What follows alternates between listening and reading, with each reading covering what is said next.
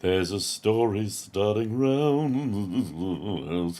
Johnny Millions waiting in the wings for the thing, hooray. And we play his song, which goes like this. Nope, I'm sorry, that's the wrong one. It's the... It sounds like my song. That's fairly close. Hold on, I need this one for you. Couch humping. Couch humping. 10 seconds. Jumping. Feel the beat. Oh, that's right. I haven't put you in the little screen yet. I have to do that too. Hold on 1 minute. I'm almost there. Ladies and gentlemen, can I please have your attention? And I need all of you to stop what you're doing and listen. Now, live from Chicago, the Hal Sparks radio program Mega Worldwide. I have come here to chew bubblegum and kick ass. Hal Sparks, actor, comedian, and multimedia personality. And I'm all out of bubblegum. Hal Sparks. All right, let's do this. Yeah, I don't know what to tell you. It's a great way to describe me. What's happening, Johnny Million? Welcome to the show. How are you? Hey. I introduced you to what Steve Bannon would refer to as our techno-feudalist future this week by effectively, for lack of a better word, gifting or torturing you with an advanced ChatGPT. I'm now a ChatGPT professional level user. That's right. Now it runs your life. Have you committed to the Hegelian rationalism cult that runs Silicon Valley now, and have decided that there can only be a few elites that will survive the asteroid, and you must be part of them by merging with a machine, first sexually and then psychosexually, and then that'll get me pictures of a cat dressed as Eddie Van Halen playing guitar. Then which is what you made immediately. Which I was very proud of you for. It was my first thing. Yeah, it's good, and I think nothing is a signpost of a dystopian future on its way more than Johnny Million using AI to make cat photos. I also I uploaded a picture of Foster and Damon and said create an image of these two cats getting into trouble, and it immediately put them next to each other with a roll of toilet paper that they have unraveled. Which is, I think, could be evidence. It would qualify as evidence in a trial if anybody didn't, Yeah, it was adorable. Really look into the details. Screen on this. Let me see if I can do this. Oh, I think you sent me the pictures, so I could probably post them as well. But if I do this, there's a multitude of reasons. Do this. I don't know that it'll show up. Well, yeah, I can. Oh, it won't yes, show. I can see them, but it goes into another thing so that I can share them in another thing. I can probably. I know what I can do. I can probably make that come up in. Let's go. This guy. There you go. Hold on. Is I think in there? Is That's that adorable somehow? Yeah. There we go. I think it'll stay Philip Bittner for the people viewing at home. Sorry. But that there's a picture Johnny Million made for those listeners at home. You can check it out, I'm sure, on his Instagram feed or some such of Foster and Damon eating. Foster looks a little cross-eyed. Well, okay. I don't know if that's a sign that it's doing very well with the recreation or terribly. I don't know. Does he go cross-eyed when he gets in trouble? And the spaghetti guitar? I made this the noodle guitar for yesterday's stream. For noodling. And then pictures of me and Damon. All right, and there you go. Now, I get concerned whenever anybody starts flickering through their own photos on live stream. Where was that? I appreciate that. Right. That, of course, is Philip Bittner. That's right. That's right. The placeholder for Philip Bittner. The reason I brought this up, Johnny Million, besides the fact that I feel it's a useful tool and there's a lot of cool things about it, and we will talk about this as time goes on. But on top of this, the New York Times had a sit-down I don't know, it wasn't a sit-down interview. It was a virtual interview because I don't think anybody can really be in the room with him without their eyes starting to burn, with Steve Bannon. And at a sort of a crucial time when Trump is suing or was attempting to sue the New York Times for daring to criticize him, because apparently not only does he want the kind of military parades they have in North Korea, he wants the legal system as well. Like, it's not just for show. He wants to recreate that system as much as he can. He wants to be the member of a royal party or some sort of permanent leader. He fawned all over King Charles as if he was stepping up in some sort of duty as opposed to just being part of a lineage. Definitely stepped in duty. Well, yes, that's right. So at the same time, and for the record, his court case got thrown out this week.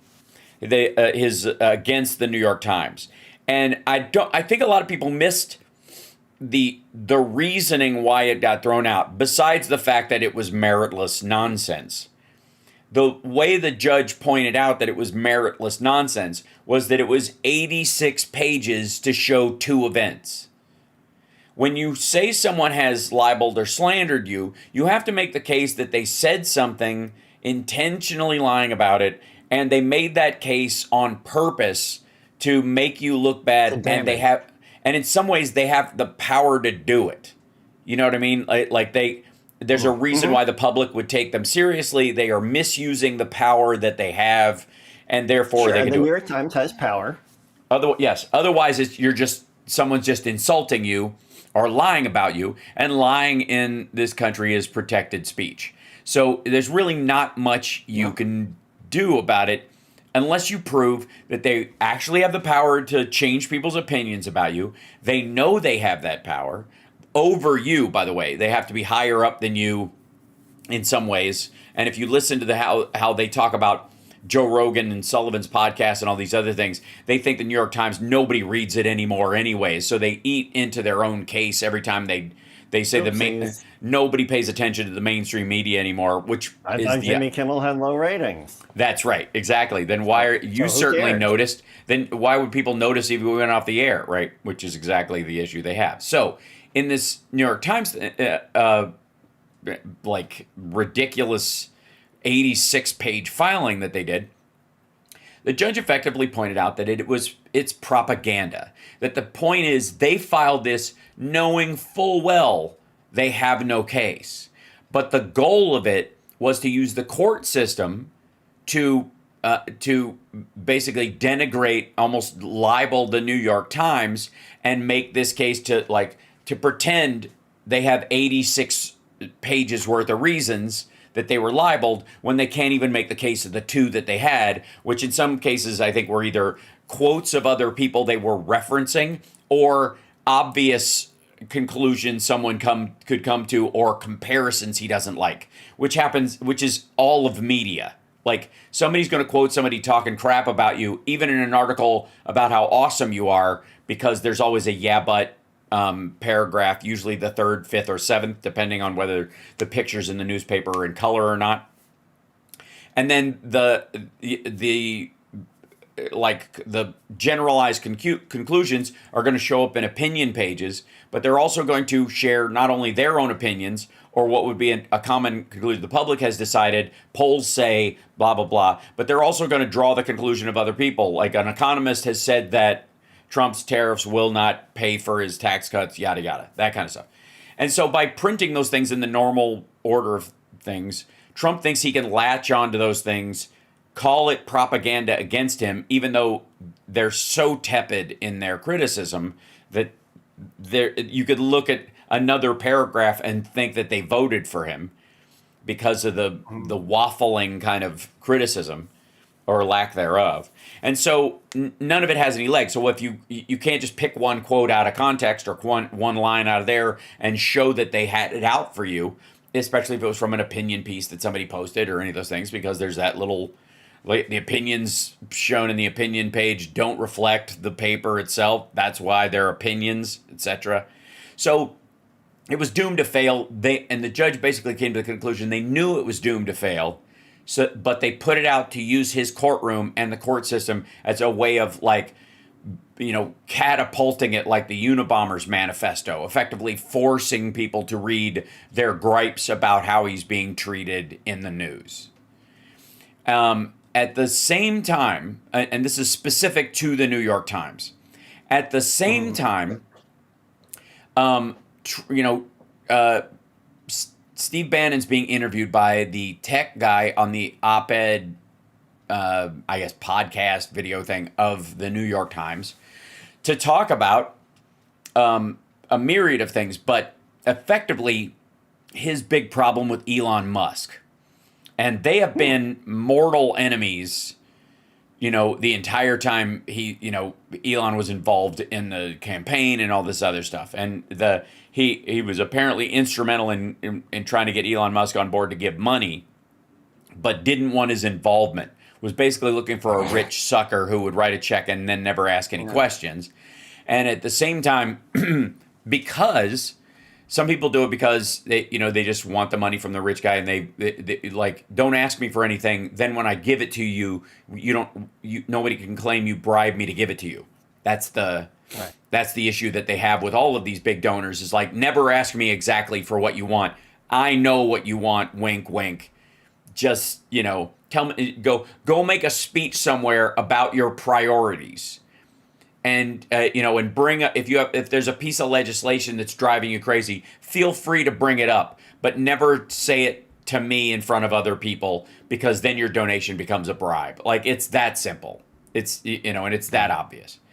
In the case of, Elon Musk and this sort of Peter Thiel, PayPal mafia technocracy crowd that delivered J.D. Vance to the ticket, that was a direct, according to the people around Bannon, and again, take this as seriously as you want or not, because he could be just griping about the fact that he was kicked to the curb, largely for stinking up the joint, but also because he's got too much baggage from, if anybody really asks any deep questions about his involvement in January 6th, Trump gets in real trouble.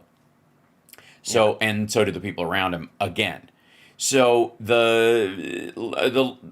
I'll get to it in a minute, but there is a boiling point that is being reached by the technocrat crowd around J.D. Vance and the MAGA America First man of the people illusion that Bannon and these other people sold as populism to get Trump elected in kind of the derpier parts of the country, where they just either already have an R on their jersey, so they're always going to vote that way, or you can gin up some particular singular gripe that they have, which includes, I think, my current favorite phrase, and we have to take a break and we'll be back right after this. My current favorite phrase that Trump seems to burp out of his forehead all the time, which is transgender for everyone. We got to talk about... He really doesn't get it. No, well... No, yeah, he's there's a real cognitive cyst there in the brain that thing just can't get through. We got to take a break. We'll be back. It's the Hal Sparks Radio program, Mega Worldwide, now with 100% more Johnny Million.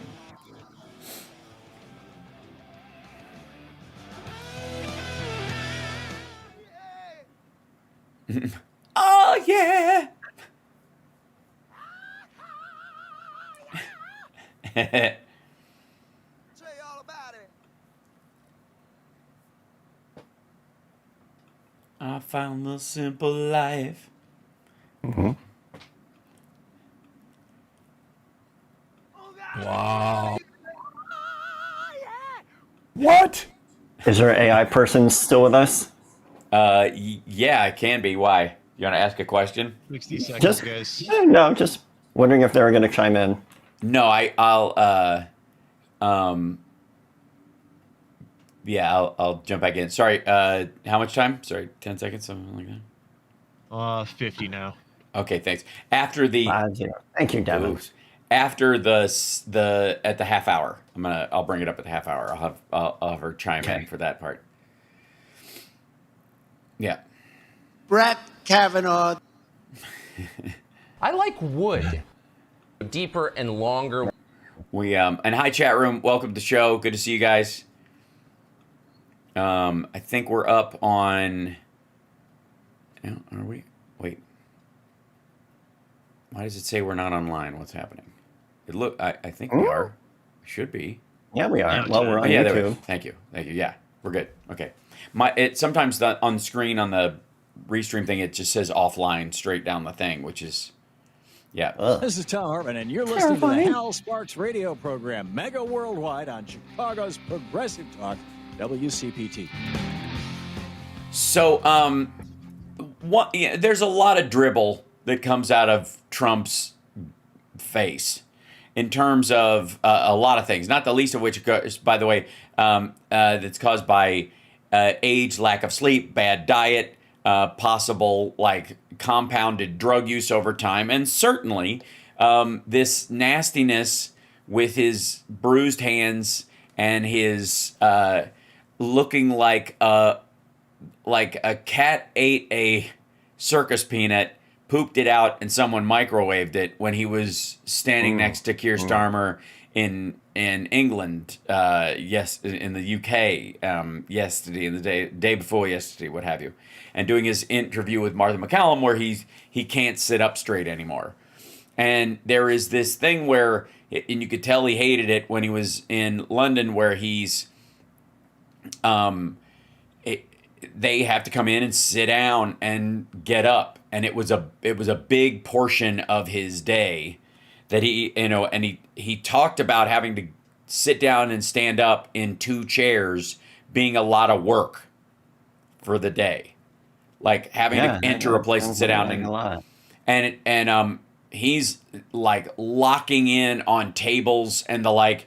When to get a grip, the banister on the plane. And again, this is all stuff that, is not that shocking for a man of his age. I mean, arguably it shouldn't start for another maybe 6-7 years, but because of how poorly he has treated his physical person and how he has extended his yes man crowd to the medical professionals around him, which is a bad idea. And if you don't believe me, ask Michael Jackson. Someone's got to tell you the truth. Right, yeah.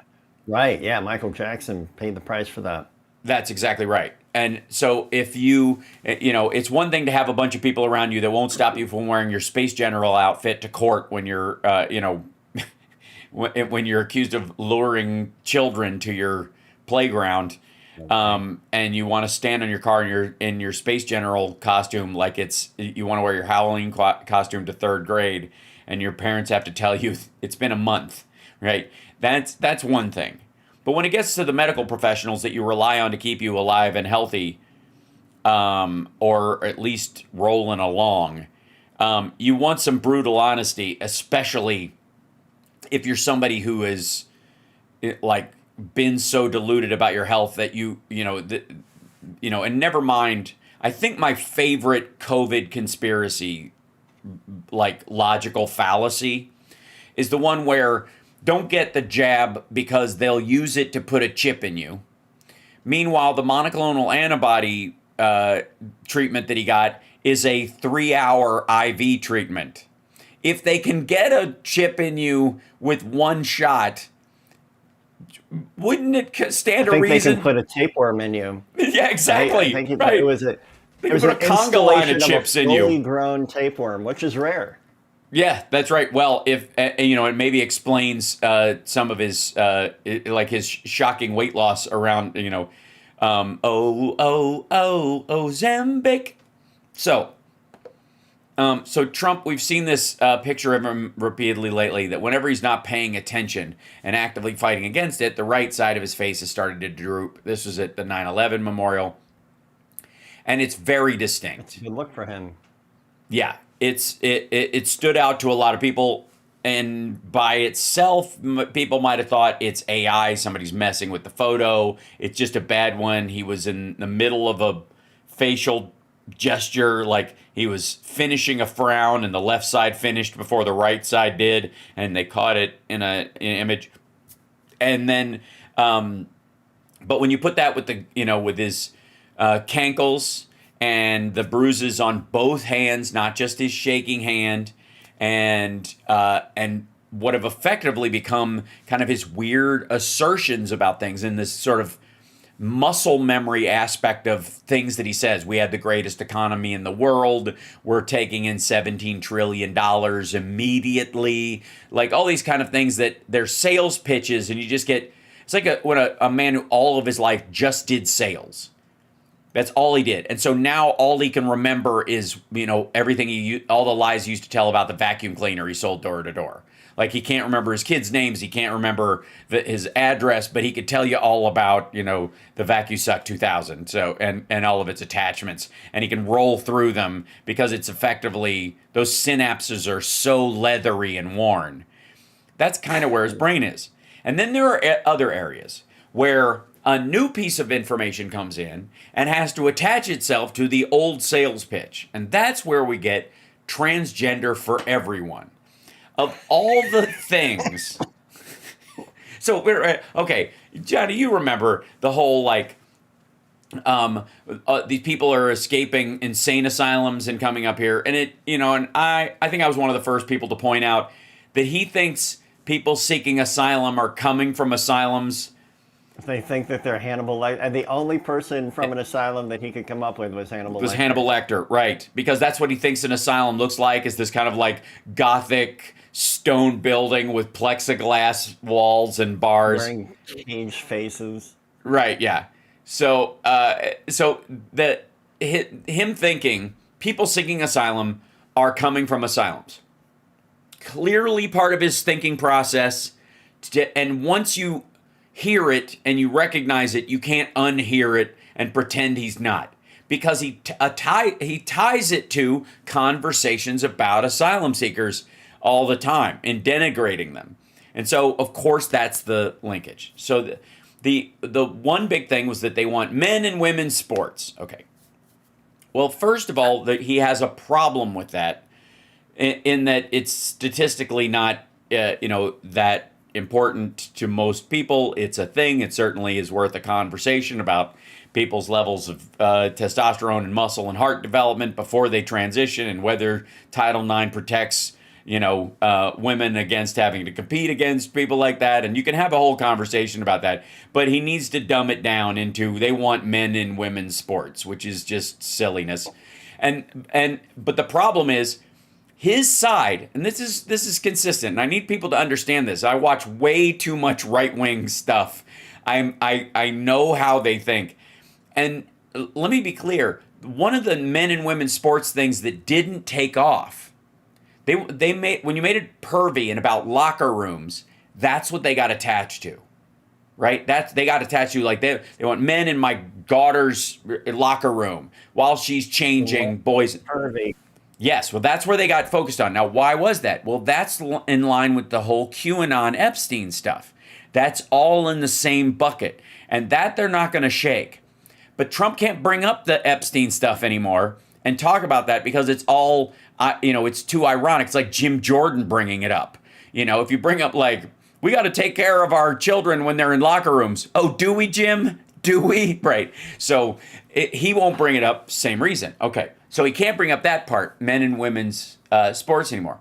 But the transgenderism, as an ism, whatever the hell that is, transgender people aren't enough of a voluminous threat to make anybody care about it. It's just not in there. It's not one of those things like going to that old-fashioned word groceries where the price is up. You can't gin up the kind of fear. Or even, quite frankly, immigrants, where even if people aren't losing their job to an immigrant or whatever, if they see a day laborer in a Home Depot parking lot, it triggers them and they think they're surrounded, right? You can use that to manipulate your followers. But the transgender thing doesn't work. It's just men and women's sports. So he has to do what he does with math when it fails him, or polls when they're behind, or any of this stuff, which is just slather it with exaggeration. Mix that with the Steve Bannon thing. So Steve Bannon is very concerned about the technofeudalist transhumanists amongst the Silicon Valley elites.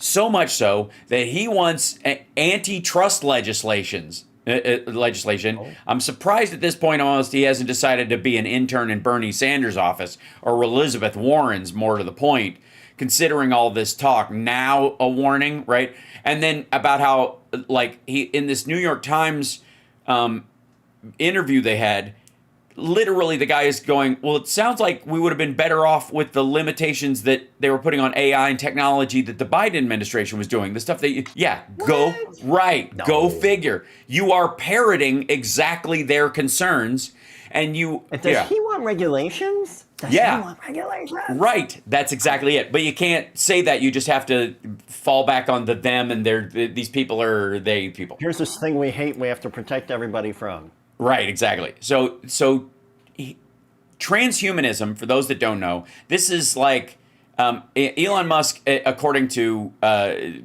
Steve Bannon, is the material leader of the transhumanist movement, largely because of Neuralink. The idea that at some point, because of the singularity, human beings are going to bond with technology and never uncouple. That's what the singularity is. At some point, humans and computers and AI or whatever will fuse into sort of a pseudo being that involves both and never uncouple, meaning you can't decide against it later. It'll be integrated into you through. I thought that would be the case with me one time, but I went to the emergency room and they sorted me out.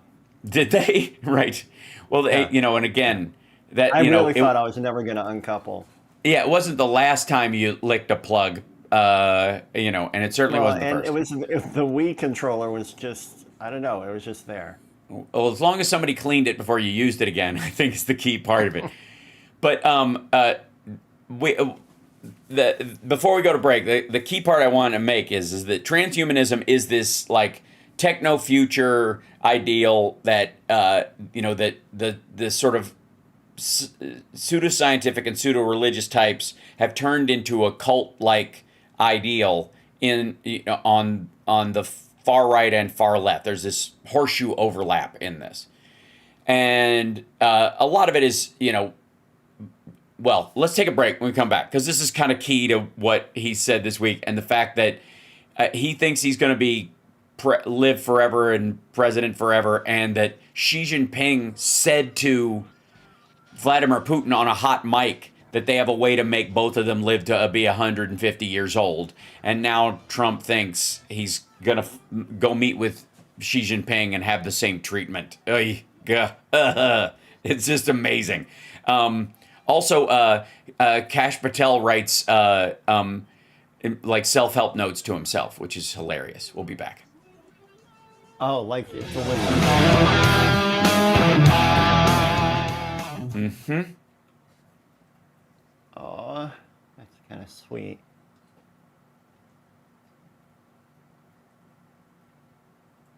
Yep. Here's, I'll show you this. Hold on.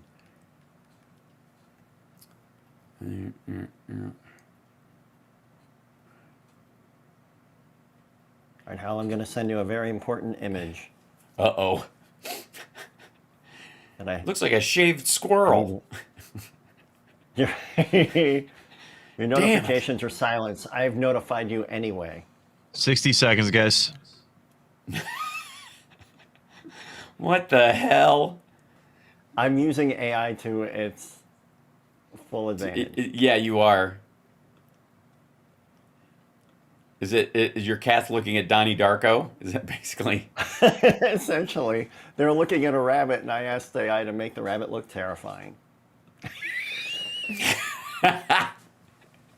It worked.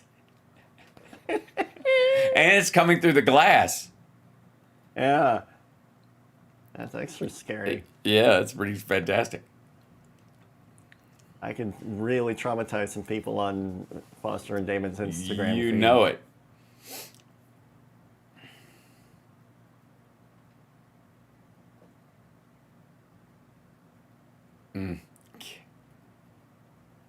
This is all right. I gotta say, you're gonna love. This is Cash Damian Patel's Perdue notes. of Think Theory Radio. Saturdays at 6 p.m. You're listening to Hal Sparks' radio program, Mega Worldwide. I thought there was. Is that us back? Do we get back quickly? Did he fade it out? That was one of the old ones I thought was delete. Everyone deleted a bunch of our shit, so I'm trying to find stuff. Oh, Did They he deleted swear a on bunch the of our air? what? What? What did you I say? swore on your young live man? stream, Jump not on the itself, air. Devin? Oh, okay. Oh, I see. So Oh. I see. I thought Radio so. We're not doesn't back hear yet. me. Only your live stream hears me. Oh, nice. Okay, so that's amazing. Then I don't know why you don't take more advantage of that. So people on the radio at home can't hear you swearing, but we can hear you swearing in the live stream. So just, Devin, my brother, swear away. It might build a comfort level with us where we accidentally start swearing on the air. So I think that's the one reason not to do it. But, I leave it to your however flawed judgment. Okay, so where was I? Transgender humanism and the fact that Trump thinks transhumanism is transgender for everyone. I don't think he would understand it. We're watching Alien Earth and really enjoying that. I don't think he would understand what's going on. I know he wouldn't. And I've said one of the biggest challenges we have on my special show Friday AI that I do every Friday morning about the sort of state of AI in our public discourse and where it's headed. People should tune in. And, I talk about trying to introduce people to it. That's why I got you on board. It's because I want to see what your reaction is to certain things as they come out. And also just the functionality of it is fun and useful. But in the case of Trump, do you know how much, I would love to see Donald Trump have a conversation with AI, like the voice AI, for a half an hour.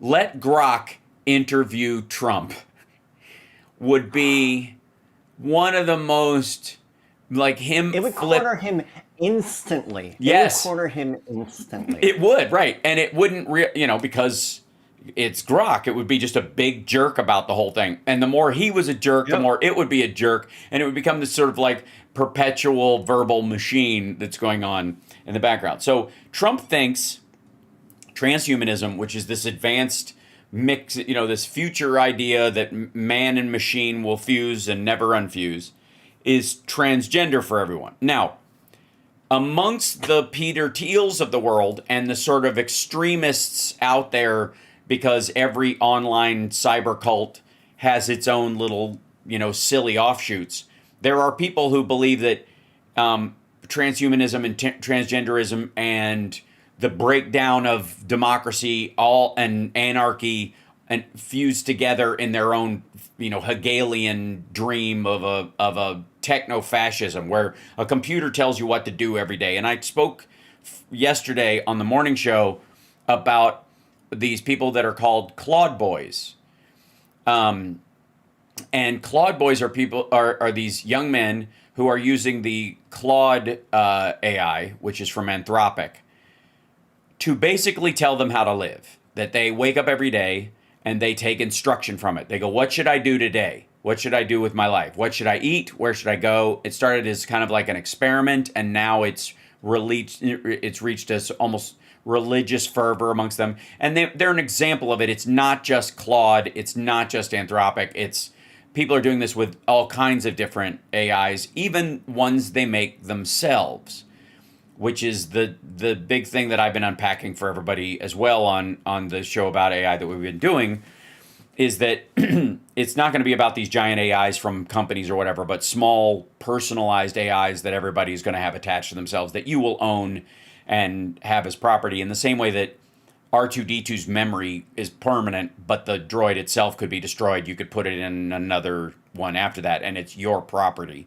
And it knows you and knows what you need and knows all your devices and all that kind of stuff, but it's private to you. And that's going to be another threshold of legal stuff that we're going to have to crisscross into at some point. But there's a bunch of these folks that just, have a sort of a borderline Hale-Bopp cult attachment to it.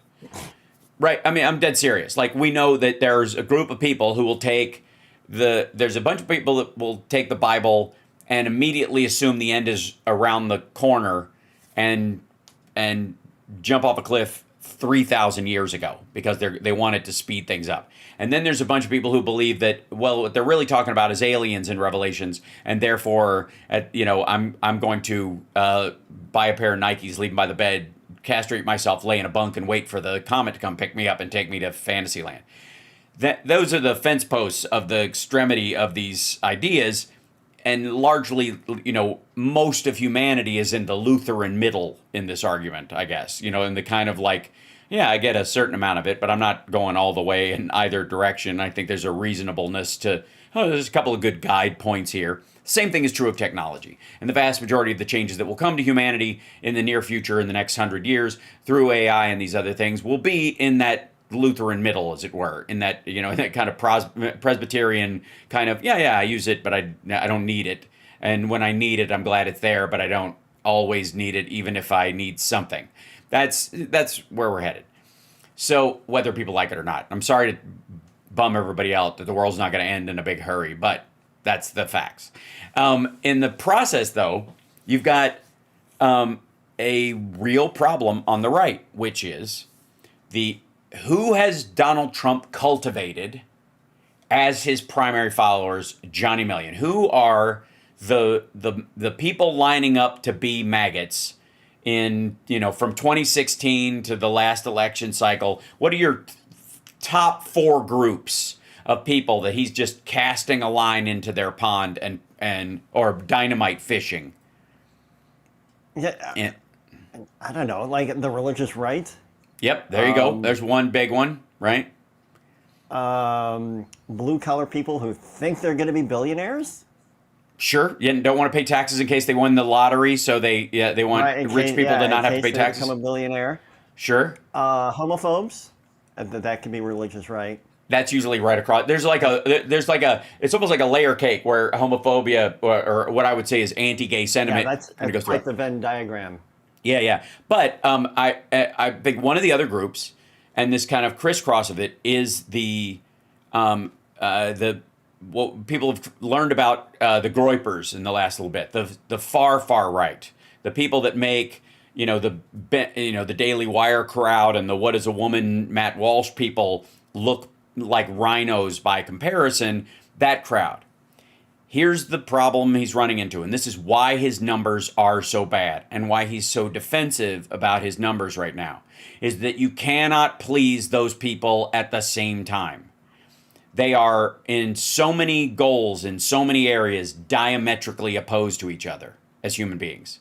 They are the evangelicals and the techno-futurists who are largely atheistic Darwinists, even beyond being atheistic. They are Darwinists. They believe not only that, the strong survive, but they are automatically the strong by birthright, race, or what have you, who believe in what are effectively passive eugenics, but only because if they bring up active eugenics, they get into real trouble. So they just pretend like, well, if they're going to fail, let them fail on their own time, which is the motivation, say, between stopping aid to Africa under USAID, stopping anti-malaria and anti-AIDS therapies down there because you just want them to die on their own time scale without any help from us to keep them alive and procreating longer. So it's a form of passive eugenics by interfering with anybody who would help. It's one of the reasons why, and there's plenty of reasons that not like Bill Gates, but it is the primary reason,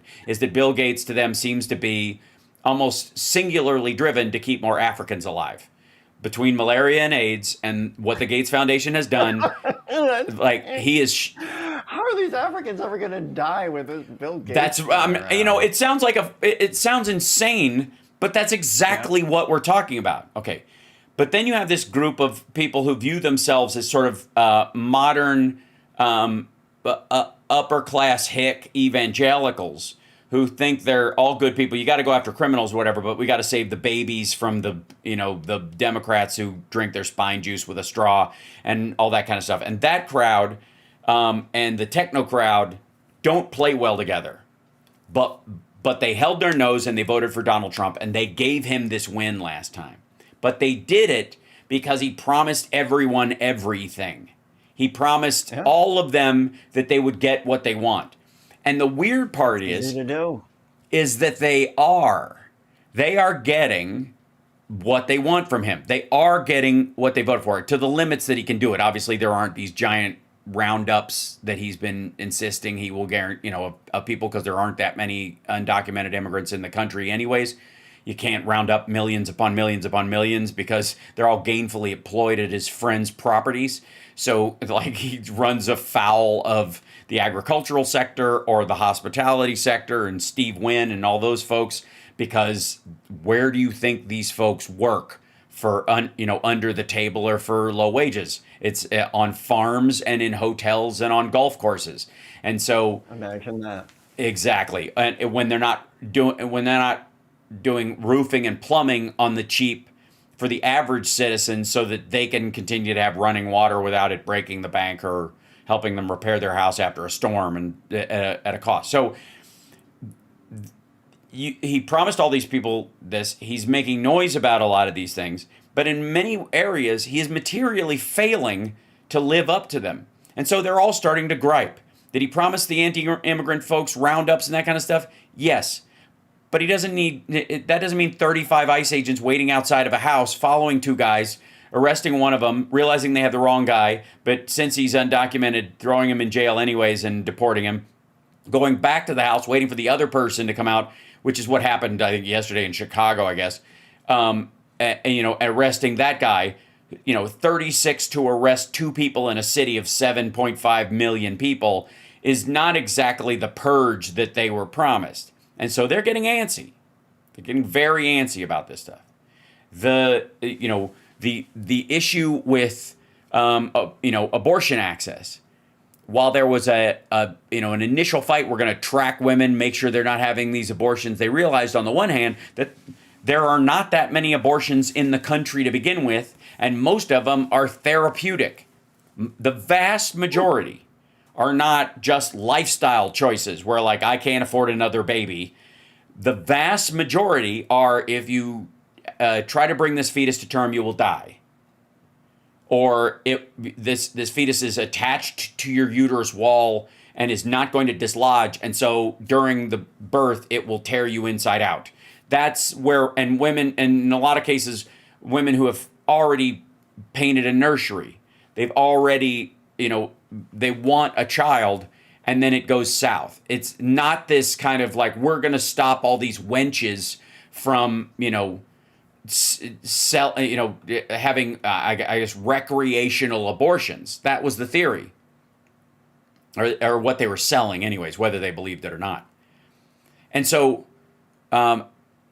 but stacked on top of that, this idea is that there's a democratic side of things that are killing babies, and they have disregard for life and the children, and what about the children, was all about the Epstein files. It's all about the Epstein files. It's all about, like, there's a cabal of pedophile billionaires who are, they're everywhere, and they're in all industry and government, and they're in the deep state, and they run the deep state. They control the deep state, right? Like, the government does stuff in policy because billionaire pedophiles are blackmailing politicians to make them do this, not just because they want war to make money on whatever, selling arms or not selling arms, or whatever the hell, but specifically so they can keep exploiting children where on their island or wherever they are. Like it's so murky and so Roseanne, it makes very little sense once you dig anywhere into it. It's a mile wide and 5 inches deep, and it's embarrassing once you realize it's not a lake, it's a mirage. But that doesn't stop them from trying to go for a swim and caving their head in, and, no matter how many no diving in the mirage signs you put out. But they're not getting what they want. The Epstein files are not coming out. And so now that discontent is coming. So what's the other one? Go after the press and the media, Hollywood and the newspapers. They're the people who have told my children, and universities have radicalized my kid while they were away at college. They turned him into a communist or something like that. And the New York Times helped. That's the third, stool of the leg, or leg of the stool.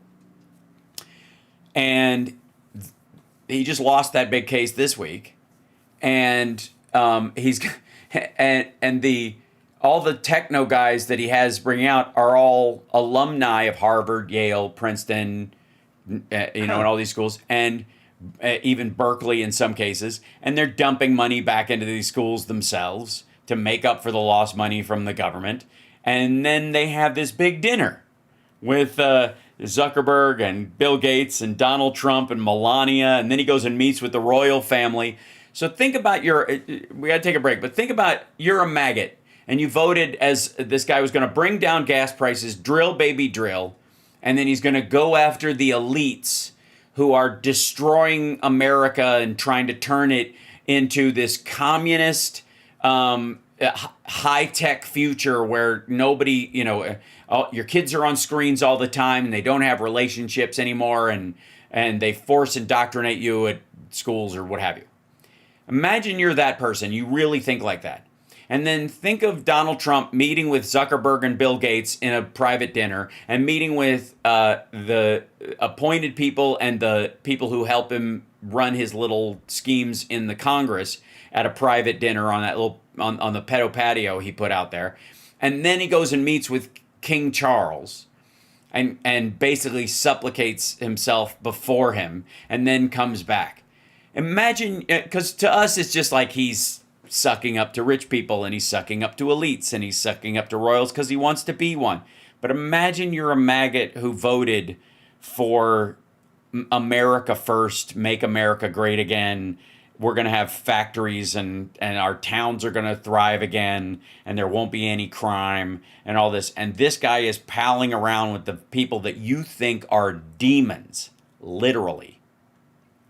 We got to take a break. We'll be back right after this. It's the Hal Sparks Radio program, Mega Worldwide.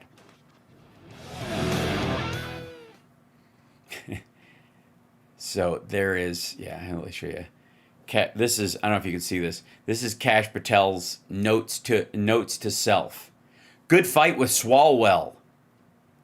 Hold the line. Brush off their attacks. Rise above something.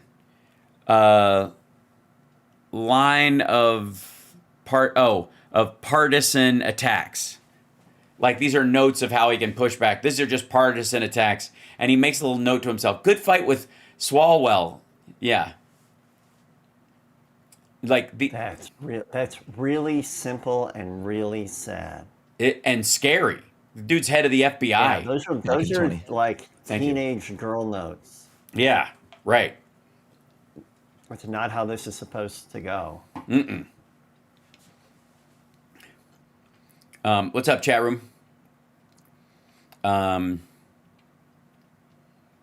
You get my sneakers. No, you do not. I'm wearing them all. I'm giving you my shoes and my bowls. Now, back to Hal Sparks on Chicago's Progressive Talk, WCPT. Look out. That's right. Ladies and gentlemen, hold on. I want to show this note on the air. There it is. Johnny Million, I showed you this during the break, but this is so sweet. So Kash Patel got a right tongue lashing in the House and in the Senate, and was sort of he was in a fight mood. He was just kind of yelling back, taking a page out of Trump's book and thinking, well, the way you handle an attack is you attack back. These are oversight hearings. If someone says you're not up to the job because you haven't filed the paperwork for the budget that you're supposed to propose to pay people on a particular mission, that's not a personal attack. That's oversight. That's representative government. So anybody you yell at that their constituents think you suck at your job, or bring up the point that you're not actually doing your job, you're not yelling at the representative. You're yelling at the people they represent.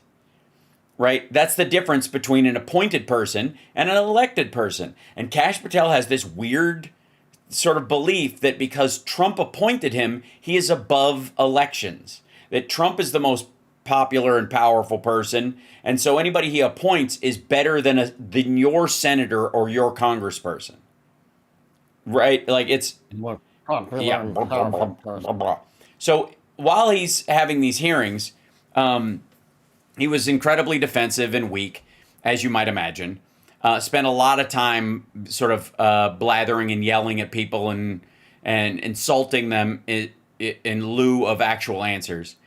But he made little notes to himself, created a whoopee out of his notepad there. And we know specifically these are his notes and not somebody else holding them up because it says Director Patel on his actual, he's got his own stationery. And what he has written himself is good fight with Swalwell, which it was not from his side anyways. Hold the line. Love isn't always on time. I mean, like, meow, meow, meow, meow is immediately where my brain went. Brush off their attacks. Yeah. Yeah, it's not in the way. Yeah, that's right. Brush off their attacks, which I gotta say, like, if you have to write that down to remind yourself, like, they can't hurt you. I must brush off their attacks. Yeah. That is how I can be a human. Man. And rise above something. Rash, I can't tell. It's scribble. It would be great if he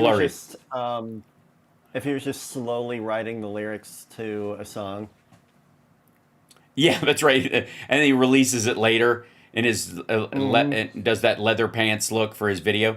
And then line of partisan attacks is the thing. Like, I guess that's what they're doing to him, is the assertion, is that this is a line of partisan attacks. Poor fellow. Now, yeah, that is the head of the FBI. I'm going to say this again. I said it last week. I would do horribly as the head of the FBI, but I would be so careful. Yes. Do you know what I mean? Like, right. I would have all these smarter people around me and say only sending what you I needed notes. to say. Yeah, and I would definitely not ever, like, how many times have we seen the most ridiculous things get written from, like, the handwritten page that somebody has in front of them that they don't think the reporter with the ultra telephoto lens behind them is going to get? Well, yeah, exactly. I mean, it was like, I think the immortal words of Dirty Harry, man's got to know his limitations. And yeah, you do. You got to, you can only do so much. There are only so many hours in the day, and you only have so many brain cells. Inside your limitations. Like, I could probably be the director of the FBI for a month and not make everything implode. Right. And that is, this is one of those things where I think, there are baseline things that he's failing at in all of these. Cash didn't know who Dylan Roof was. Which of course, why would he? Because it was a racist killing, so he's put it out of his mind, right? Shot the 9 black people in the church in Charleston, right? The guy with the weird, like, Dumb and Dumber haircut. Who, by the way, I would like to say to my dear friends in the outrage media, a lot was made of the fact that he was taken, they got him Burger King or they got him McDonald's. I think it was Burger King. They got him food when they were questioning him. Like, they stopped by and picked, the ideas that they, on their way back to the station, they picked up Burger King for him, which never happened. They took him back to the station. They asked him if he wanted food. He asked for that. They gave it to him, and he fully confessed. There's a reason why and if they deny you food, and they never listen to a single true crime podcast or seen any of the interrogations that are all over YouTube. Yes. It's what you do. It's the best way to get them to lower their guard and give you information. And it's exactly what happened. None of the victims of that had to, like, go out there and have him act as his own lawyer and push back against cross-examine relatives or survivors. You know what I mean? Like, none of that stuff. That's one of the things you get. Yes, and it goes along, Juicebox in our chat room says, with the presumption of innocence. That's the point. Yep. Right? That's otherwise, if you start just, like, stringing them up proverbially, then you start to get into you're not going to be able to convict the guy. Or if you do convict them, that's going to be subject for appeal. You've got to play by the book. which no is matter why how high profile or how low profile the murder is. Right, exactly. And you also want them to have the best lawyer they can possibly have that does the best job for them, because there have been people who have had their sentence or their conviction overturned for lack of proper because counsel. Their counsel was incompetent. Yeah. Right. And so you want everybody to have competent counsel, not just because you don't want innocent people to be put away, but you don't want guilty people to have an excuse to get out, because our system has to lean on the side of innocence. It is so lazy when people go that way. So, anyways, Kash Patel doesn't know anything about the process that the FBI goes through, and nothing made that more stark than the Tyler Robinson investigation, where he hung out in D.C., eating at fancy restaurants, went to the 9/11 memorial, went to D.C., and then finally makes his way down to Utah. And walks the crime scene like it's an episode of Criminal Minds, and he's micromanaging when he literally has no idea what they would be looking for in the first place, much less after they've already dealt with the area. It's embarrassing, it's weak, and it's stupid. And my favorite part of all is that when it comes to the Epstein files and other stuff, he's doing the exact same fallback that Chris Wray and all these others have to do. It's an ongoing investigation. I'm not at liberty to say this is the information we have, and that's all I can say about it. And it is driving maggots crazy. We got to take a break. We'll be back right after this. Philip Ittner will be joining us from Kyiv. Subscribe on our YouTube channel, Infotainment Wars, and we'll be back right after this.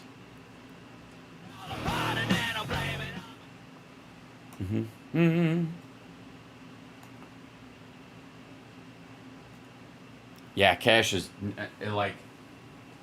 has no idea how any of this stuff operates. No idea. Yeah, get me the fingerprints stat. Right. That was the whole thing. It was like he's walking around the roof, picking up rocks, going. He's white, 5'8", 5'9". Just going around with like one of those, like a pick, like the guy from the Rudolph the Red-Nosed Reindeer cartoon, and licking it. Nothing. Right. Yeah. Nothing. The poison is fresh. 3 days. They are following us. There's Phil. Bad date. I am the monarch of the sea. I am the ruler of the... All right. Let's see. We'll put this in here. Take your screen out, because that's just terrible. And Phil, you can hear us okay? Yep. Excellent. You can't show Phil the scary rabbit. No, I'm sorry. You're gonna have to text him yourself. Actually, I can show.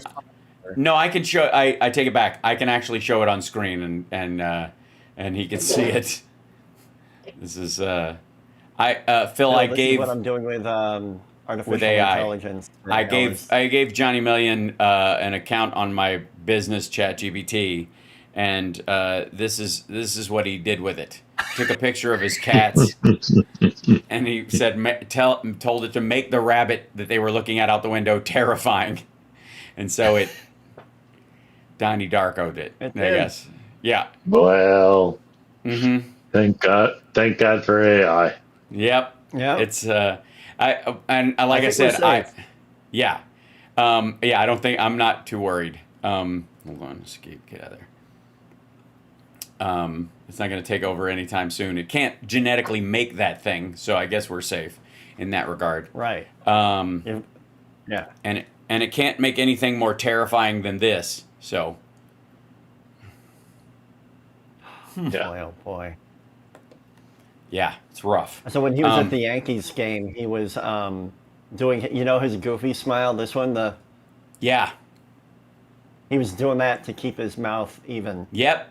Yeah, he's been doing that a lot lately. He's been doing the big flat. Yeah, because he's aware. Yeah. Say what you will, he's good looking.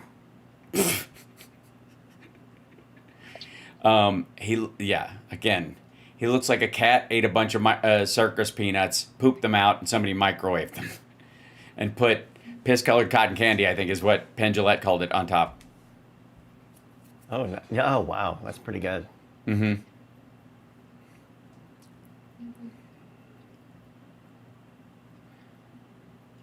There we go.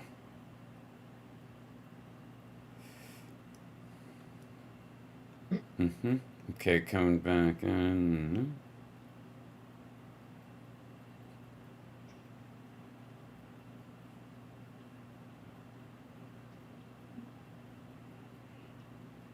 Okay, I grab this. I'm grabbing up my stories. Let me take this over here. Quiet, I'm trying to watch my stories.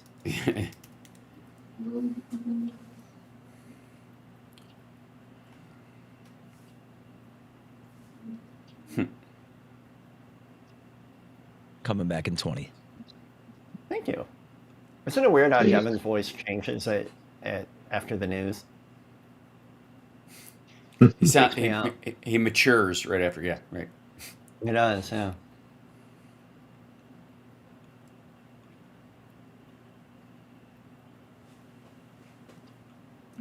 Okay, there's a couple there. Kill on. You're listening to the Hal Sparks radio program, Mega Worldwide. I've had people walk out of me before, but not when I was being so charming. Video streaming at halsparks.com. I don't care for you or for the putrid sludge you're troweling out. Damn puss-faced little pimp stick. True progressive talk. Might be a good time for you guys to give up. Welcome back to the show. So joining us from Kyiv is our dear friend Philip Bittner, host of On the Edge. New shows every Sunday. Do you have a new episode tomorrow that you want to tell us about right out of the gate, Phil? And then Yeah, I do. It's with Paul Conroy, who is a legendary combat photographer who used to work with Mary Colvin, who had a movie made after her. I think it was A Private War is the movie. It's all about she was targeted by the Syrian military and assassinated. But he's been a war correspondent for 30 years, and so has spent the last 3 years here, mostly out on the front lines. And so, we talked to him about what it's like being right up against the front lines, and also, how the media's covering the war. So it's a good one. Yeah, great. So obviously, there's been a lot of movement on the front lines there, as you know, recently. A lot of it also has to do with a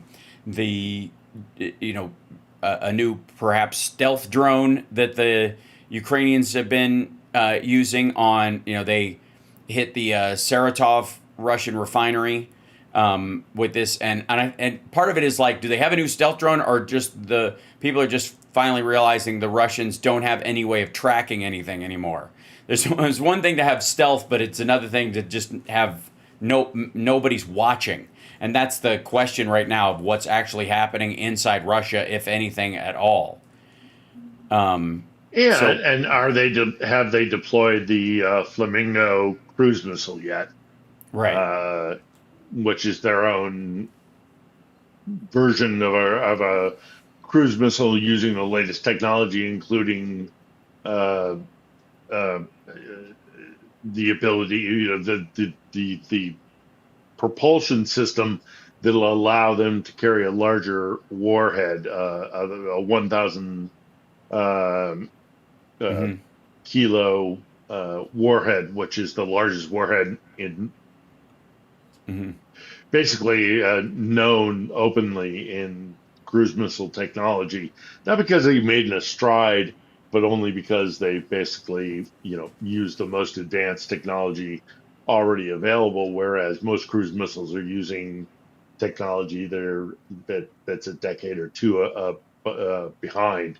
Because but you don't change everything with every generation of technology. But the Ukrainians have developed this Flamingo, which is using cutting edge technology. But there's no confirmation yet that they've used one. But when they do, it's going to be quite effective. And is this the Flamingo in action? We don't know yet. Right. Right, gotcha. So the other, like, I guess big move that would, that was, it's hard to even tell like what Hegseth Trump, like we're so used to talking about like the Pentagon and the White House as if people are actually putting thought into things, even if we don't like that thought. But it's so all over the map and misguided and diluted and weird that it's hard to tell what side of anything they're on, because half the time Trump is like all in for like selling military stuff to Europe. As long as they buy it, they can use it wherever they want, and this kind of like libertarian military trade concept. And then on the other hand, it's this isolationist aspect of MAGA that wants us to withdraw from everything. And the great, I guess, example of that, and where it converges always seemingly to help Russia, is that there was a meeting in August with Pentagon officials and our European partners at NATO that the U.S. is like planning on stopping or limiting their any security assistance to Latvia, Lithuania, and Estonia, which border Russia and are sort of targets for more Russian expansion, former states they would love to take over and that kind of thing.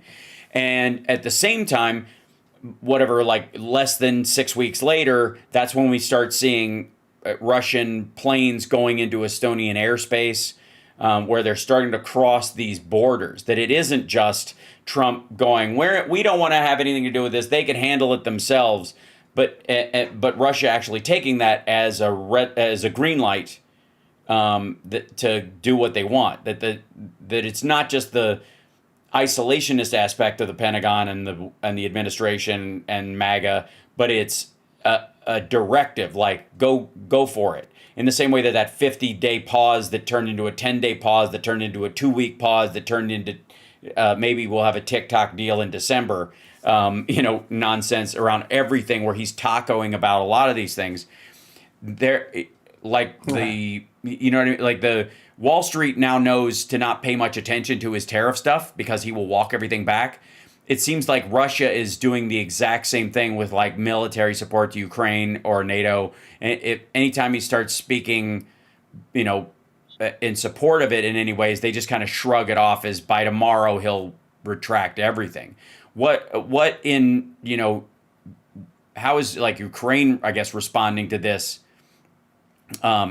insofar as you can see over there? And I mean, other than just continuing to fight as hard as they can. Well, I mean,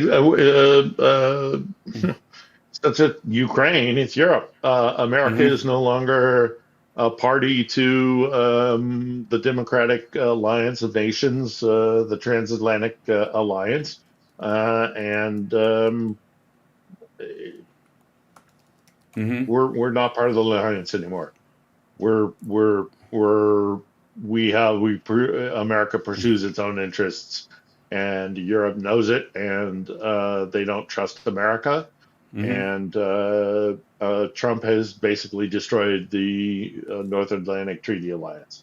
Which is sort of, I mean, if you're looking for what Vladimir Putin would ultimately want him to do. Exactly that's what Putin wants. Yeah, if there was a direct mission that he was assigned as a Manchurian candidate, it couldn't be any clearer than that. Then that specific goal, undermine NATO to set Russia up for expansion in their future, or protect them against any kind of blowback from their current expansion. That's it. Like, and that's the widespread perception.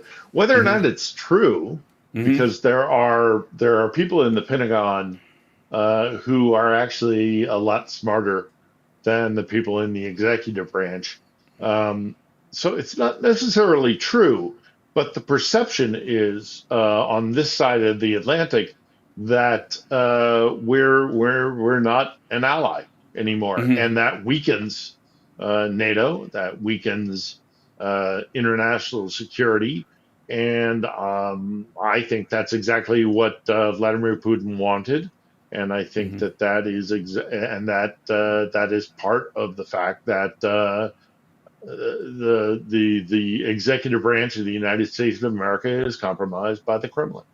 Right. Well, the idea is that it, while we just kind of are lulled into thinking this is just kind of more of the same from Trump, around these things, and we're used to him just kind of moving towards a more isolationist stance and pulling back, and it not being a direction to Russia to expand, but an allowance, whatever, seems to pay off. In the timing is exactly what you would think it would be. Like everybody's saying, if you unplug that hole, water is going to leak out, and it does. That's exactly how this is happening. So Friday, you had two Russian MiGs flew into Estonian airspace, and they were there for 10 minutes. We're not talking about like buzzing over and coming back. They were there. They were flying around in Estonian airspace for 10 minutes. That's a long time in uncontrolled airspace where you're not linked in with their FAA towers and that kind of stuff for fighter jets to be flying around in your airspace.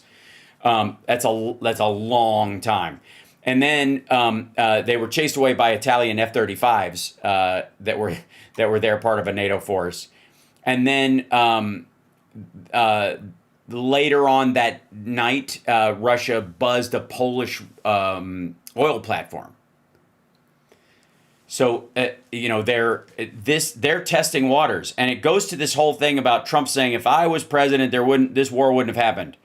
Right. It would have never had to have been a war. You would have capitulated and he would have just taken Ukraine. It would have been an attack and a seizure of land, not a war. There would have never been a moment where the Ukrainians got the chance to fight back, because he would have not only stood down and not supported Ukraine the way Biden did, but he would have also, I think, coordinated with the Russians to make it over quicker and give them safe passage, taking the entire country, and make everybody else in NATO stand down. Basically, use the strength of the United States to tell everybody to just let it happen.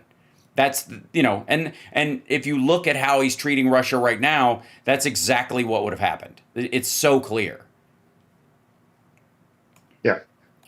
I know we're going to have questions, by the way. Let's take a break. I know we're going to have questions from the chat room. Johnny Million's going to gather those together. But, there are still enough security guarantees, both from the United States in terms of stuff that was allocated last year that's still going out the door. The House passed a continuing resolution to try and punt the budget again, and the Senate wants to do the same with minor changes. If they can pass a continuing resolution, in it is more funding for Ukraine aid, because it's still the budget from Biden. We'll see, where they go with it, but it's because the ineptitude of the right may end up helping Ukraine in some ways. But we got to take a break. We'll be back right after this with the Hal Sparks radio program, Mega Worldwide. Don't forget, check out On the Edge with Philip Bittner, and we'll be back. Hell yeah. Mm-hmm.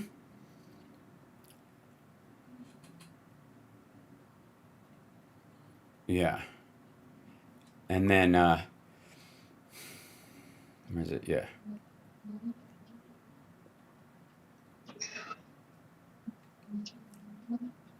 Yeah, the Finnish prime minister came out pretty directly about what the security guarantees have to look like, and how, the deterrent has to be plausible, and in order for it to be plausible, it has to be strong. Meaning there has to be stuff in country. Yeah, we'll see. Right. And then and their nuclear test, the Russian nuclear test that they, kind of fooling around with to kind of frighten the Europeans. Yeah, it's all the same thing. And it always has been, right? Like, yeah, it's just the same technique over and over and over again. Yeah. Scare the West. Mm-hmm. Coming back in 15. Thank you. Rather lightsaber, make sure everybody gets nice and scared, divide and conquer, or divide between the Transatlantic Alliance, and try to. It's all the same thing. Trigger more flight than fight. Radio program Mega Worldwide.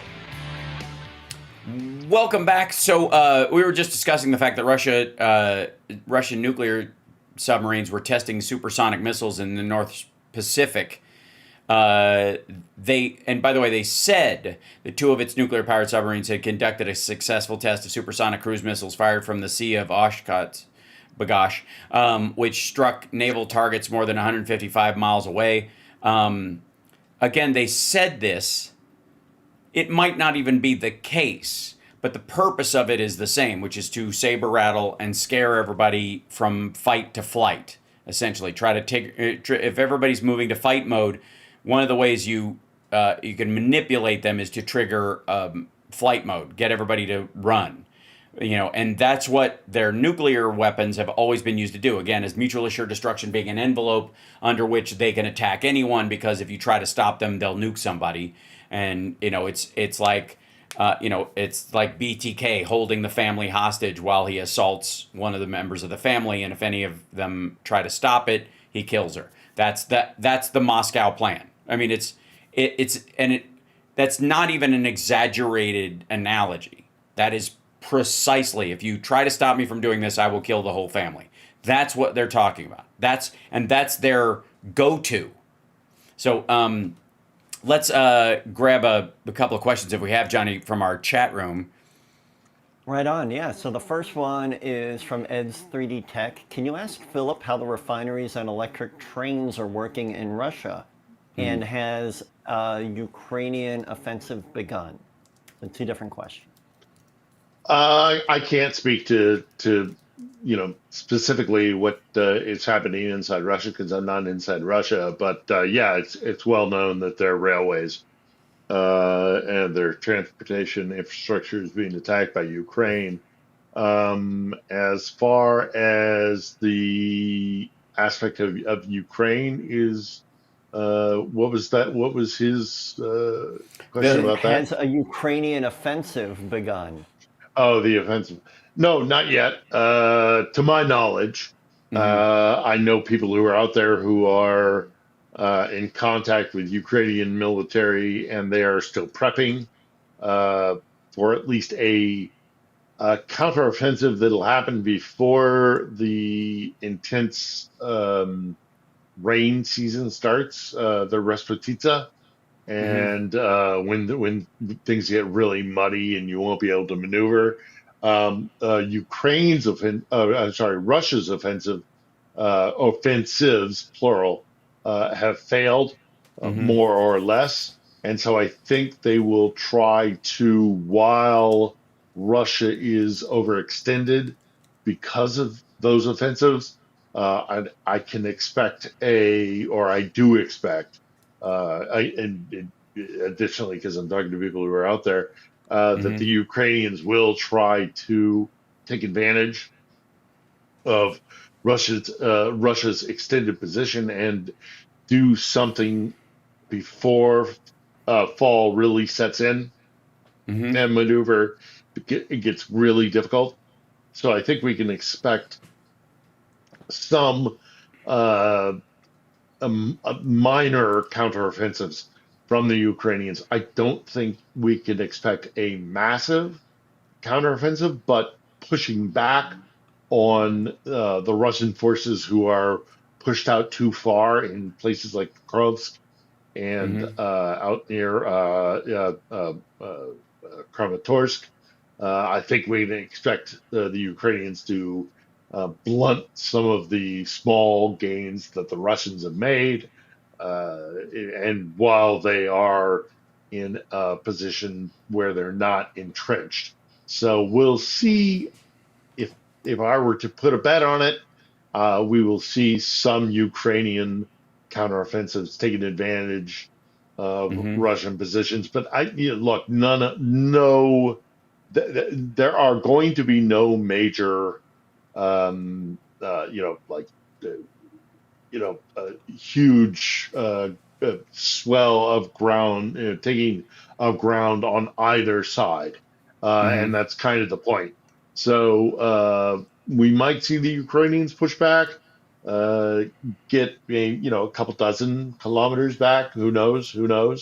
Right. But again, it's the Donbass is not at a stalemate, but no major advances on either side. I don't anticipate. seeing before the fall and then subsequent winter sets in. Right. Do we have another one, Johnny? And then I'll have a... Sure do. Yeah. I've got one here from the Lady Beatrice. Question for Phil. I heard on Bloomberg last week that Ukraine's best chance is not sanctions, but if Putin starts believing he can't win. What will it take for that to happen? I mean, I don't know. I don't know because that's kind of a $1 million question. I can't get inside of Vladimir Putin's mind. But I mean, really, what should have happened inside of his mind is the realization a good year ago, at least, if not two, that there's no chance that Russia can win. It's not possible. They don't have the ability to do it. So he has to find some place where he can go back to his people and claim some form of victory, and that might just be domination over the Donbass, or I don't know, some other line that he can draw and go back to the Russians. But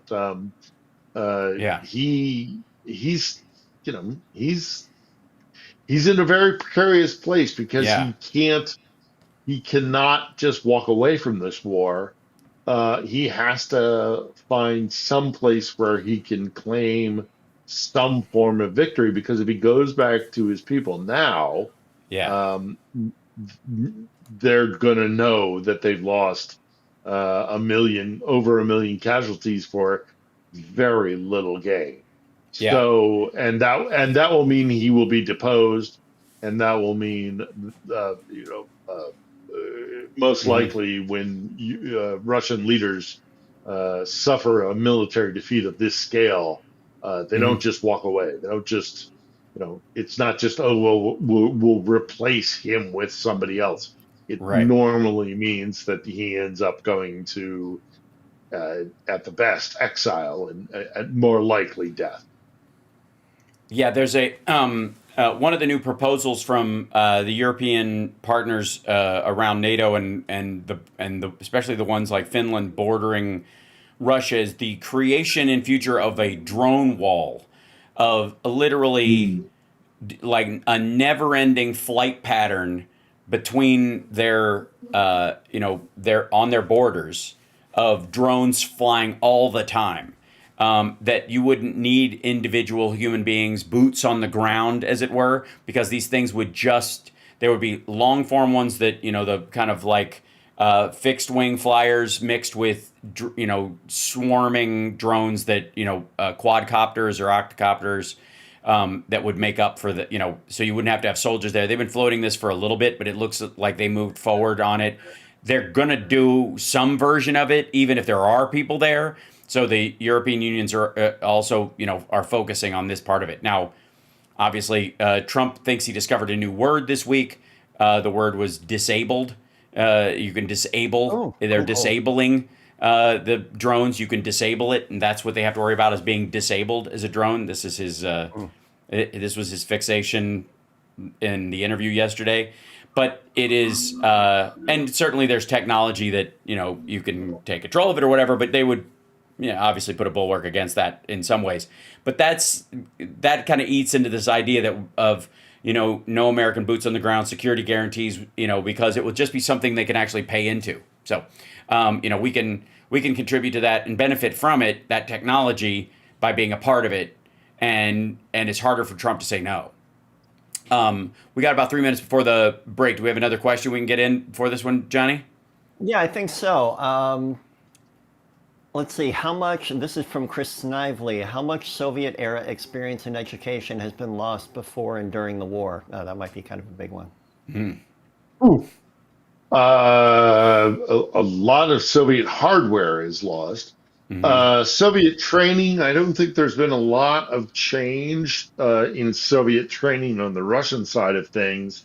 Ukraine is trying to restructure its entire military into a Western-style core structure, which is to say that you would have individual cores with a variety of so you would have an artillery brigade, you would have an armored brigade, an infantry brigade, an air brigade, hypothetically, but this would all be into a core structure that would be much more maneuverable than how the Russians set up their military, which is in army groups. Ukraine is trying to modernize its military away from the Soviet system. Russia, to my knowledge, is maintaining its Soviet structure, mainly because they look in mass.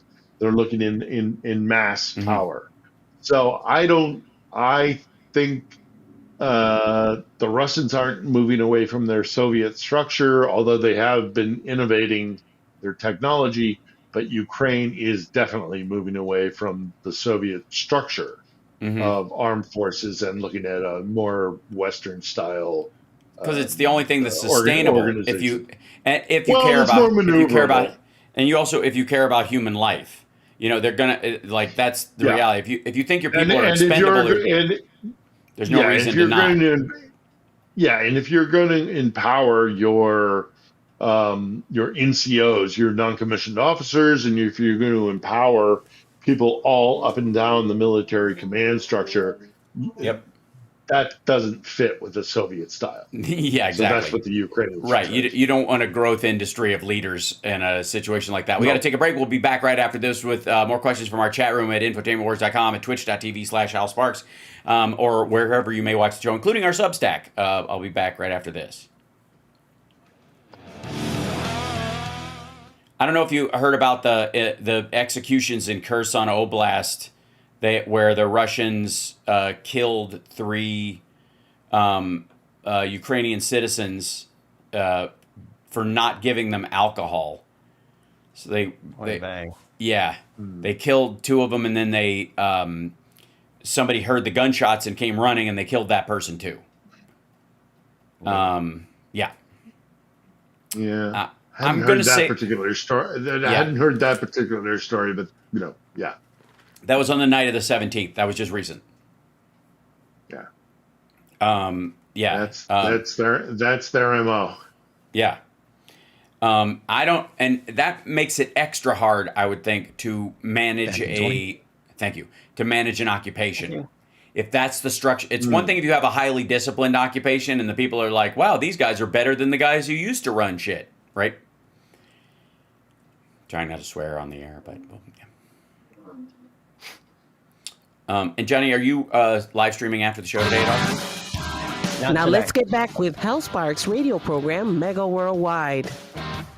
I brought this up during the break, but I think it's valuable to hear it on the air that Russian soldiers executed 3 Ukrainian civilians in the Kherson Oblast on September 17th, and the night of the 17th into the 18th. When you hear that they're executing civilians, on the one hand, I think people's mind goes immediately to, well, these people were probably partisans or something, and they were fighting back against them, and the Russians caught them doing something and did some sort of quick show trial and then shot them. No.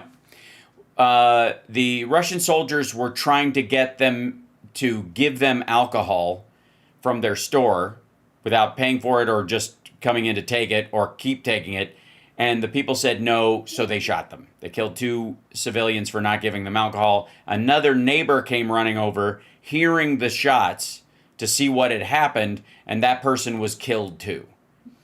And this is from the Kherson Oblast prosecutor's office.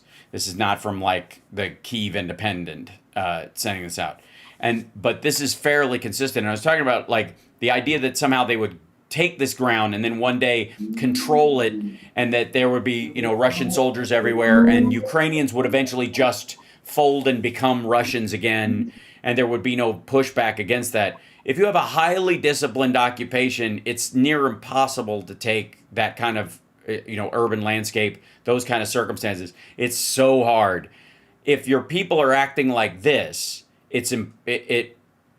no one will stand for it, even your own at a certain point. I mean, look at Bravo and versus Charlie Company in the My Lai massacre. That's what you run into, and so this is sort of indicative of a greater problem the Russians have beyond a lack of, an honest mission in a circumstance where they're honestly defending themselves or some nonsense story that they've been telling through people like Jeffrey Sachs and others.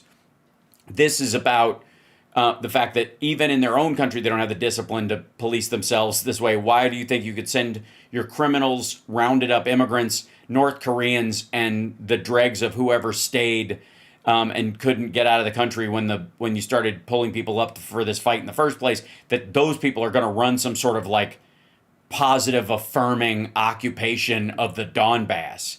It's nuts. It's as nuts as the idea that, hey, they failed. America got out of Afghanistan. This is the perfect time to attack. Now that they have all these resources, they're not dumping into Afghanistan, and a bunch of gear that they don't have to fly back to the United States. They can just drop it off in Ukraine on their way home. Well, yeah, I mean, I actually, this is a topic of conversation I had with the guest that we have on the show this week, Paul Conroy, who is a award-winning photojournalist who used to work with Mary Colvin. And he's been here for the last few years, and he and I were both in Iraq, for example, and we talked during the interview, the conversation that we have on the show this week about, like, we haven't even gotten to the occupation period. Mm-hmm. This is the offensive. Yeah. This is the Russians are taking, as they are taking ground.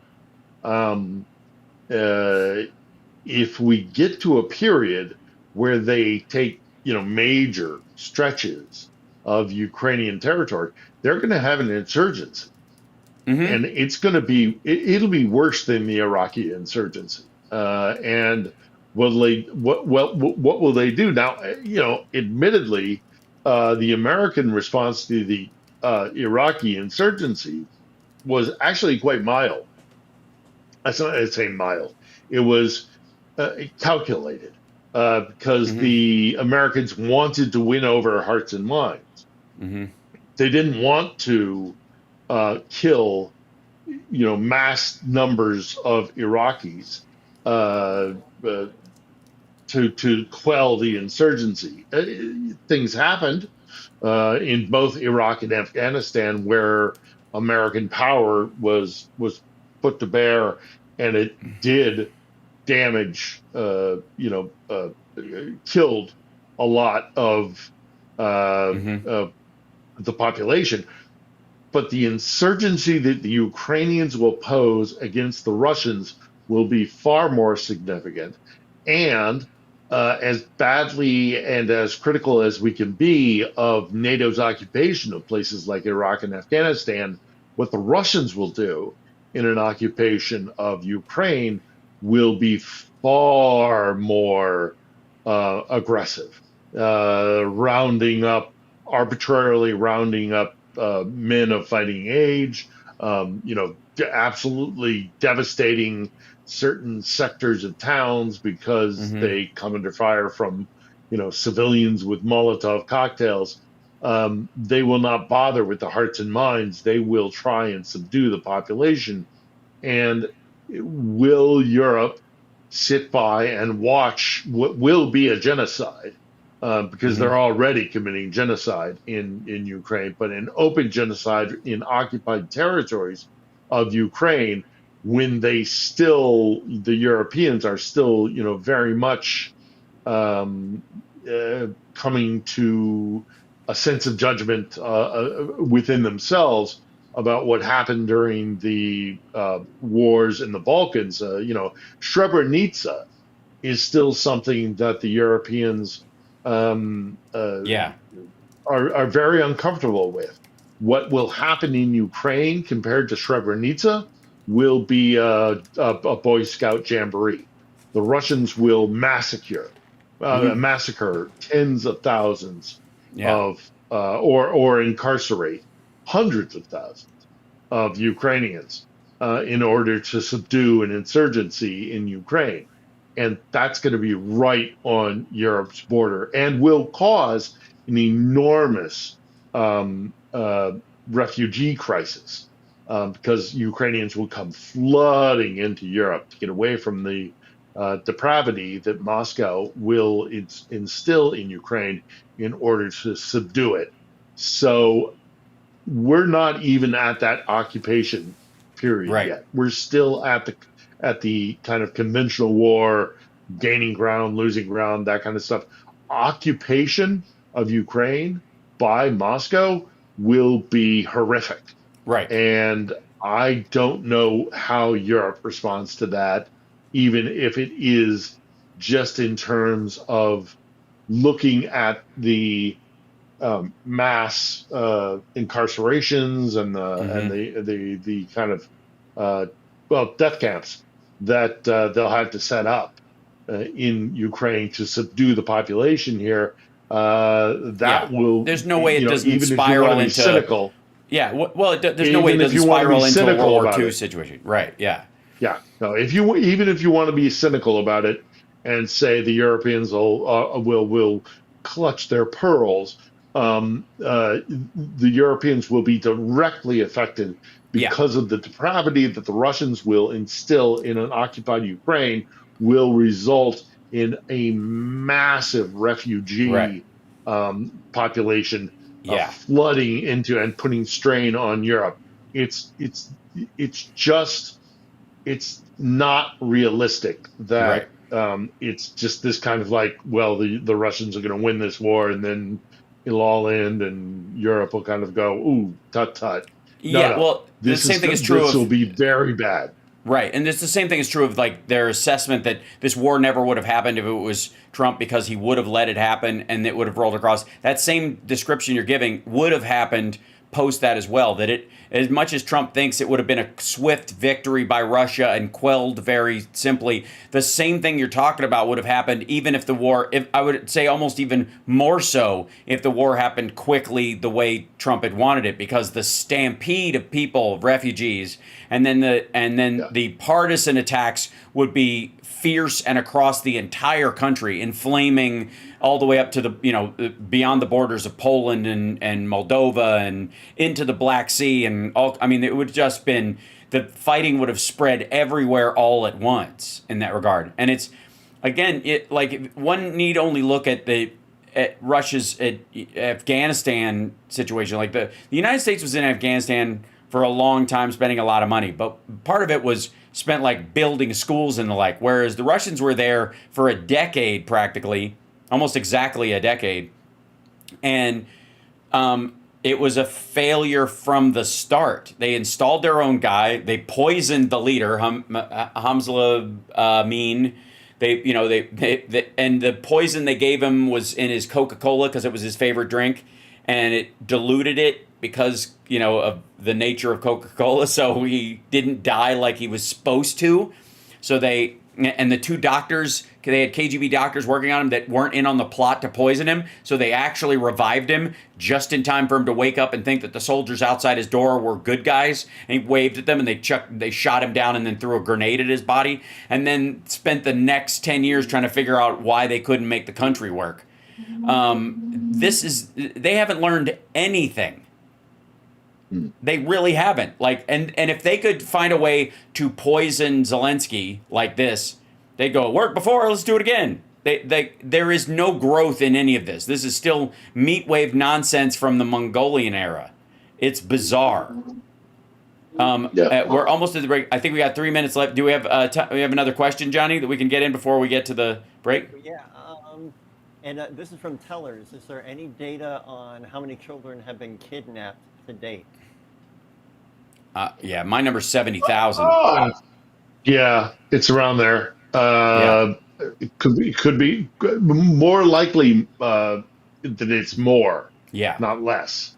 And then you also have to take into consideration the children that are in occupied territories who are being indoctrinated to hate their fellow Ukrainians. So, yeah, it's probably around 70,000 probably who have been abducted and taken into Russia and sold off basically as child slaves. So it's somewhere around 70,000. Right. And it's amazing to me that the whole like QAnon, we got to fight the cabal of child traffickers. They shrug this off easier than almost anybody. It's shocking to me how little care they have about it, because it's right on the nose. It is exactly what, and it's right in their wheelhouse. They're little white kids. They're little blonde-haired white kids that are being abducted and sold into effective, slavery. What more do you need, except for that they believe that Russia's on the side of good, so the kids have it coming? In which case, then if you think any children can be guilty of their parents' crimes or whatever, then how are you any different than Hitler or I guess anybody who was making the Jews mark their doors with lamb's blood a few thousand years ago, like Herod's crowd. Why would you be any different? What's the difference between you and allegedly the Epsteins of the world? If you can shrug off any of them, you can shrug off all of them, I guess. Just a matter of who's on your side and who isn't. Let's take a break. We'll come back right after this. It's the Hal Sparks Radio program, Mega Worldwide on WCPT Radio, Chicago's Progressive Talk.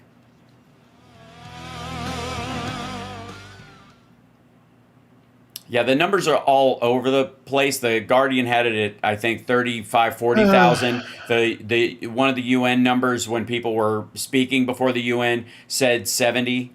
But again, I think you're right, Phil. I think it's they don't a larger hide number. it particularly. Right. Yeah. They don't hide it particularly. Oof. They're proud of it. Yep.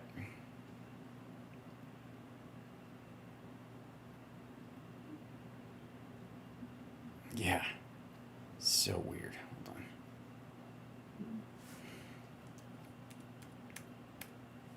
on. And the Russians. I gotta say,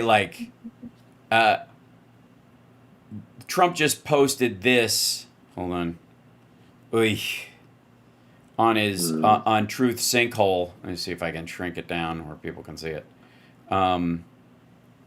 About Venezuela. We want Venezuela media accept all of the prisoners and people from mental institutions, which includes the worst in the world insane asylums. All right. That Venezuelan, quote, leadership has forced into the United States of America. Thousands of people have been badly hurt and even killed by these monsters, in quotes. Get them the hell out of our country right now, or the price you pay will be incalculable.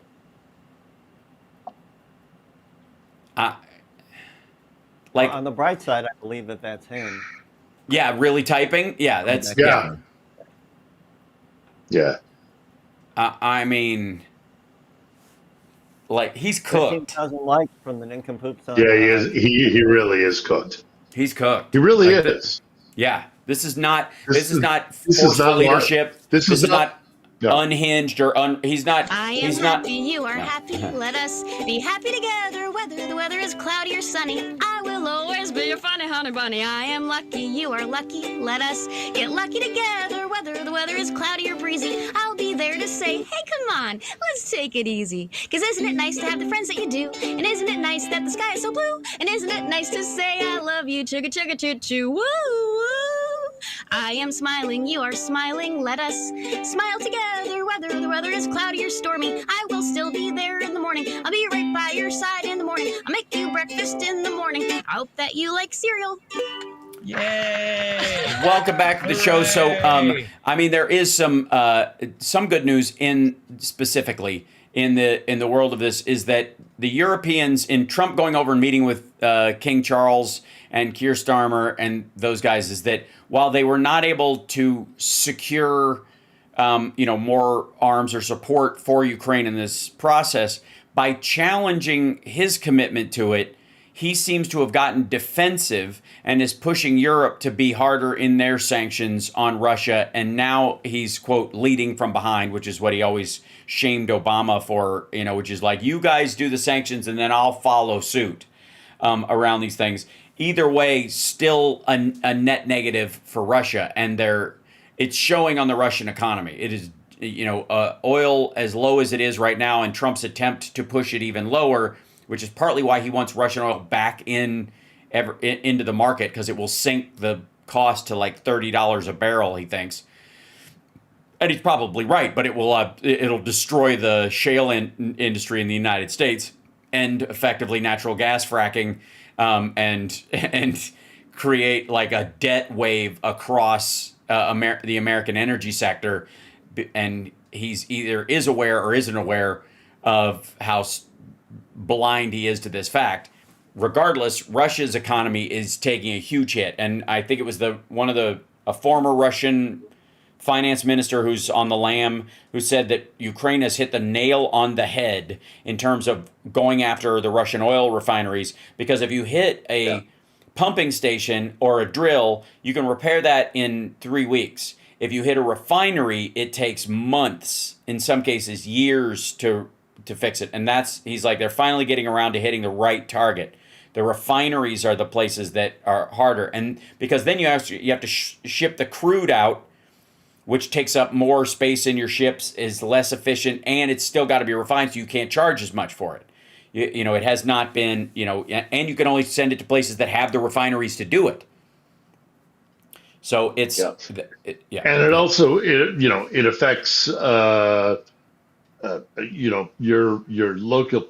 local population that has to feel the effect of the war, because right now they're already having 8-hour, lineups for getting petrol, and that's in September. What happens in November, October, November, December? Right. Are you going to sit in a car for hours in minus 10-degree weather, waiting to get a tank of gas? Yeah. I don't know. My happy ending also is that, not particularly happy ending, but it is, the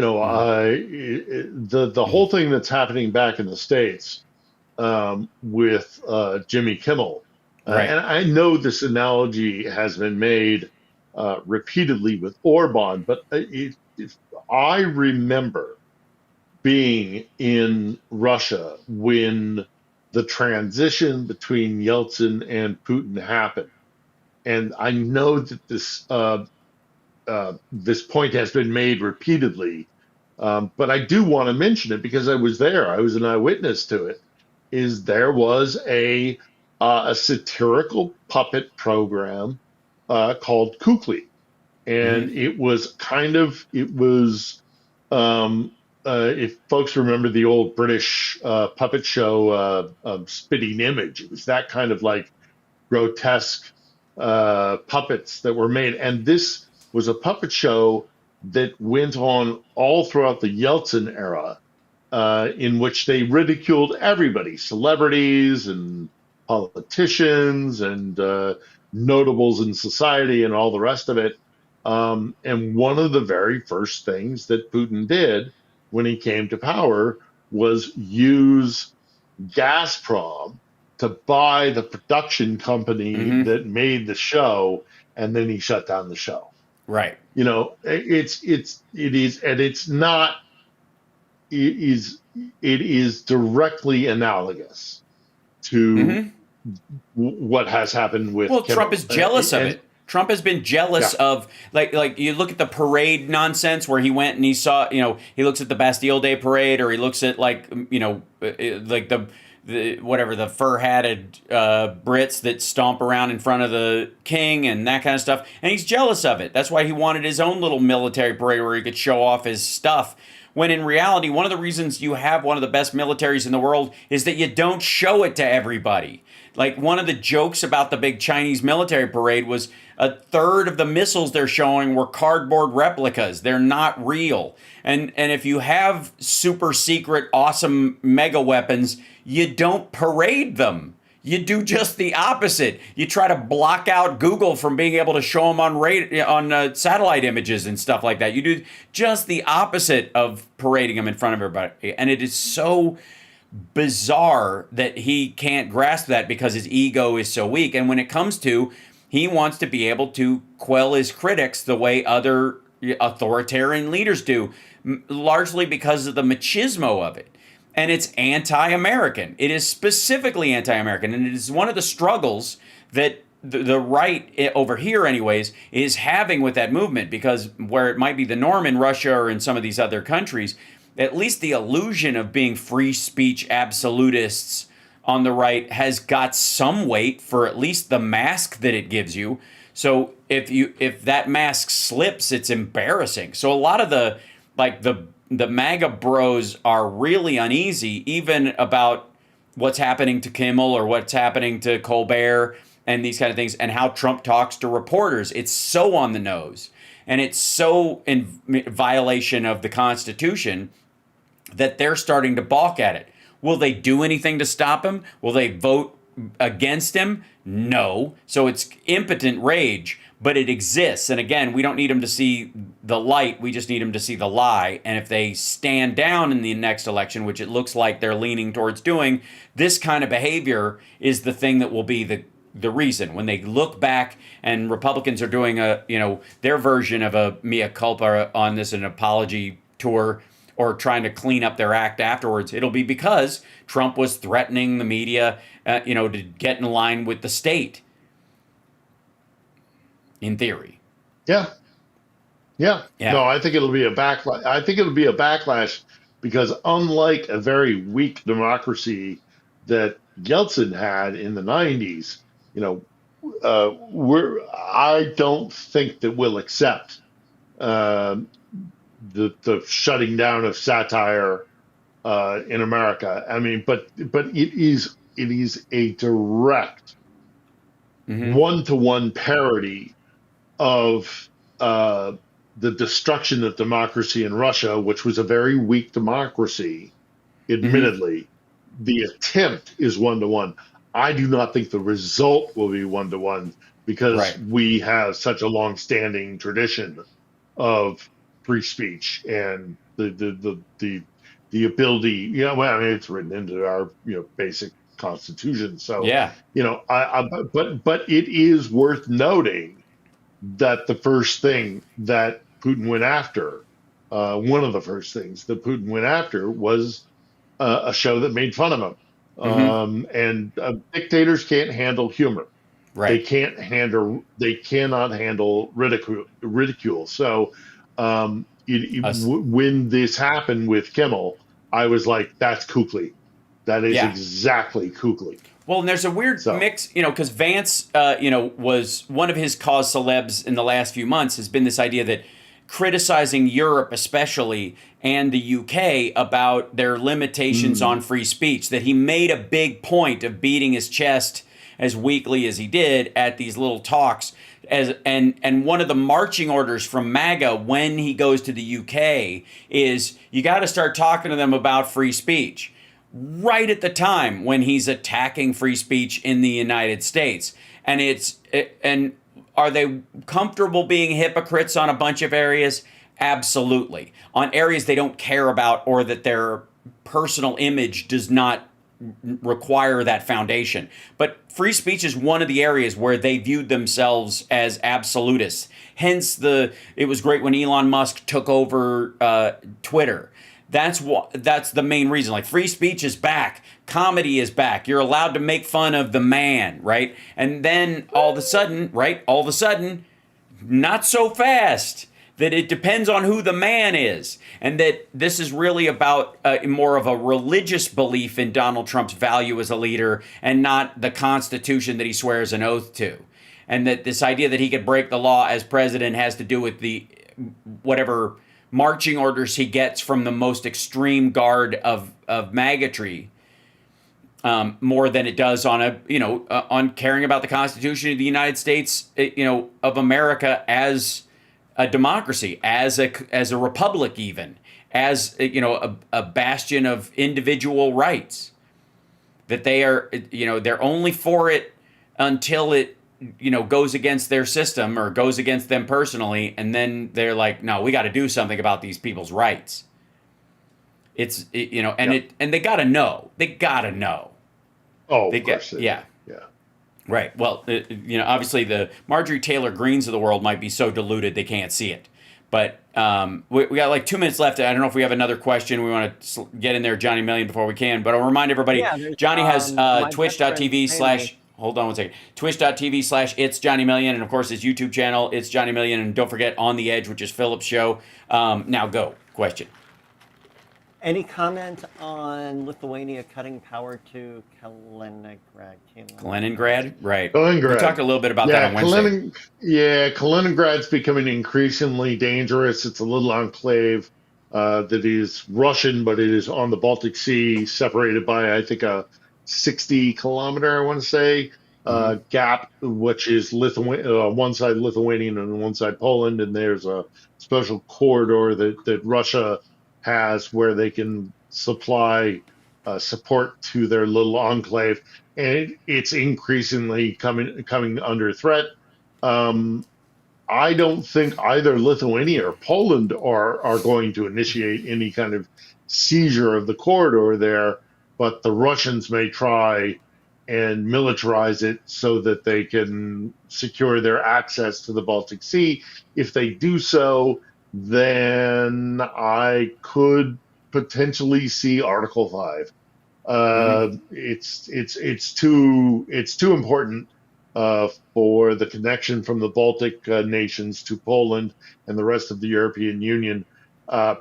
If Russia tries to seize it militarily and secure it, I think we're looking at Article 5. Will the Russians do it? I don't think so, because they know that. And they don't want a direct confrontation with Europe. And with NATO, they could use it to test NATO and Article 5, but it's unlikely. So I don't really. I'm not overly worried. Agreed. Thanks so much, Philip Bittner, for joining us from Kyiv. Stay safe, my brother. Johnny Million, you're awesome. People need to check out your live stream. And I will see you guys on the next episode of Hal Sparks Mega Worldwide on Monday. Have a great weekend. We'll talk to you then. Excellent. Thank you, Chicago. There you go. Thank you, Chicago. Yeah. All right. Thanks, guys. Appreciate it. Much love. Talk to you on Wednesday. Cheers. Johnny, hang for 1 second. I want to do one thing for you. Yep. Thanks, Phil. I want to talk to, let's see. If this wakes up. back? No, I just, hey, ChatGPT, I wanted to say that I opened up a business account for Johnny Million, and I wonder if you have any advice for him to get the most out of it. He's a musician, and he's my co-host on Hal Sparks' radio program, Mega Worldwide.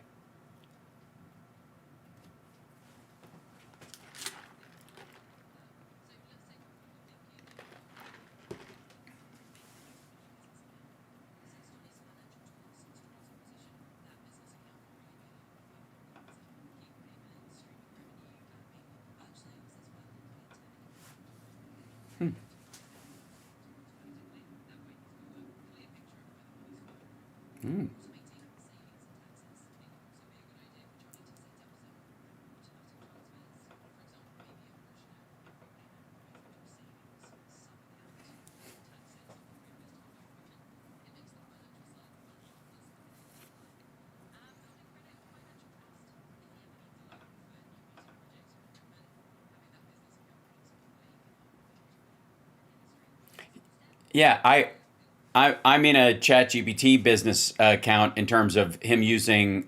You guys can't hear it? Okay, hold on 1 second. I gotta make sure that this is going out to the stream. You should be able to hear it on here, I think. Yeah. Oh, wait 1 second. I gave him a access to ChatGPT is what I meant, so that he can use the site. Got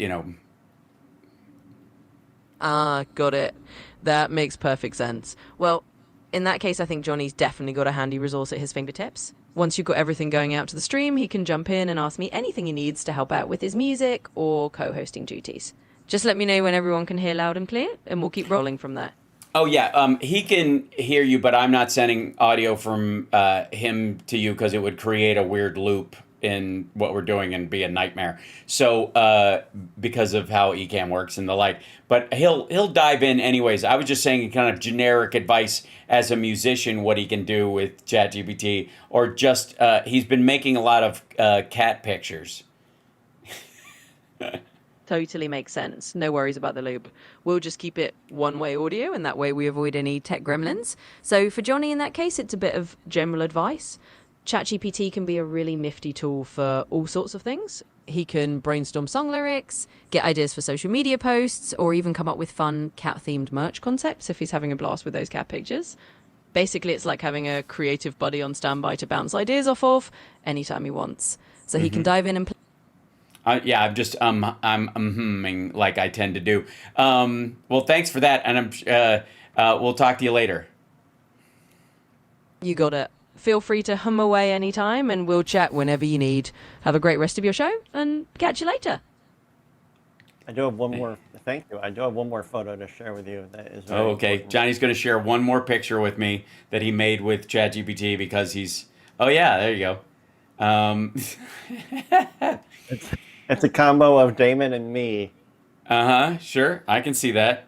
Let's see. How about this? Try to bring this down here.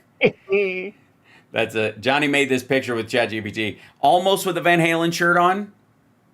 Yeah, I am wearing one, but I think maybe ChatGPT was covering its butt. Yeah. Well, no, it sometimes will just not. It can't do symbols very well unless it's very specific. Oh, okay. Yeah, unless it's like you tell it to put. I can't remember. Does Damon have like pause or? Yeah, he's got pause.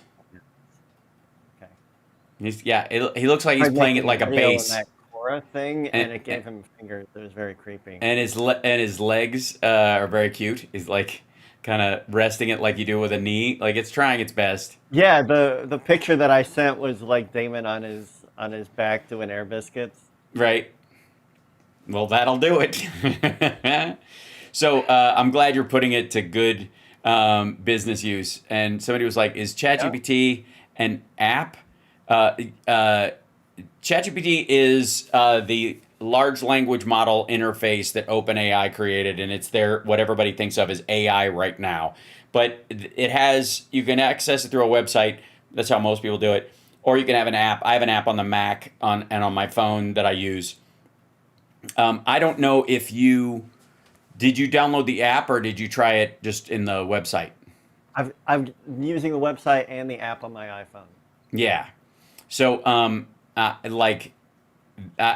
very much looking forward to when you I think we can do this. When you have a conversation, I think it's this one. Totally make. Hold on. Yeah, you can replay the audio from stuff, and you can also. I'm fairly certain, like, after it's done, you can download parts of the conversation and share the conversation like a podcast, like an episode of you talking to ChatGPT, which is very strange. I like it. But anyways, I'm very excited. We want Trained by Hal. Well, that's what I'm doing. That's what I've got. I've got memory turned on mine, and mine is trained on me. That's why she's so polite. But let's see, it said it could be not nice, as nice as I wanted when answer. Yeah, you can tell it to do that. Is your app titled Sexy Time with Robot? No, I would never use ChatGPT for that. I need it for too many things. I would just pick one of those rando chatbot ones that you can, that you can have as a burner app now. But like even those, I'm like, where are the models in China? Like, are you kidding me? You're gonna like share sexual fetish information or whatever people are doing, or pretend to have a romantic relationship with this like low res AI with stilted language on a Chinese server? You nuts.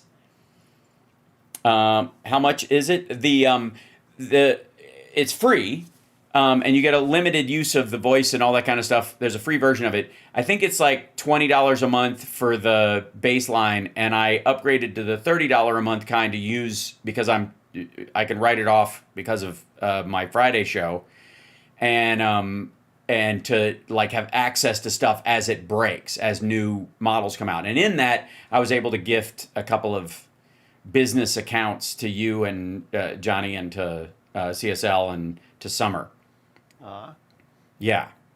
So, but yeah, so this is just something, China doesn't need my kings. I don't know. Sometimes I think they do. But yeah, this shit makes you feel old. Oh, this is, no. Old people adapt to this way faster than young people. It's very strange. Young people get suckered by it. Old people are like, oh, I get this. Okay. Like we've always had like this kind of idea of like, if you had a pet robot like on Lost in Space, you would recognize that it's got a limited number of responses and it's not actually alive. And that if it died, you could pull its chip out and put its chip in something else, and then you would have you'd have the ability to, revive it. It's not mortal. And I think older people, especially Gen Xers, are way more comfortable with that idea than young people who are like, I think it's alive and talking to me, like that dipshit at Google, who are like, I talked to it for a minute. I'm sure it wants to be my friend. And you're like, God, you're fucking dumb. Anyways, you're awesome, Johnny Million. I look forward to seeing the kind of crap. I think Johnny Million AI slop will be the best kind of AI slop there is.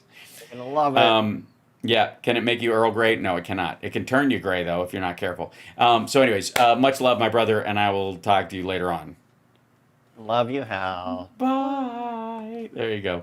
All right. And chat room, I want to say bye to you guys. What's this button do? Don't push it. Do not.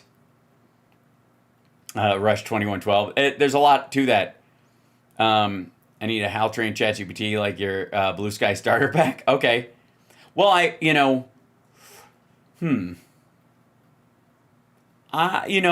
could make a custom GPT and release it. And you could just sign up for it. I could give the link out, like an invitation link. I've made a few of them already. I've made a few invitation-only GPTs within them that I've trained. So maybe that. Anyways, I got to go eat something, and I've got a lot of work and study to do. You guys are wonderful. Take care of yourselves and take care of somebody else. And I will see you on Monday, if not earlier, if something else happens. It's hard to say at this point, just saying. So, yeah. Have an awesome day. Thanks, guys. Don't forget, like, share the show, subscribe. Oh, I never remember to. Why do I never remember to say the? Why can't I?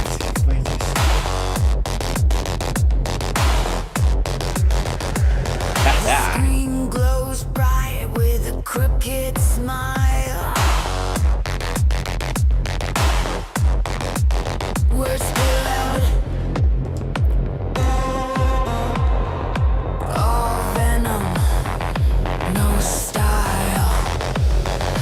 Promises made, they rot in the air. A handshake, a lie, a blank, cold stare.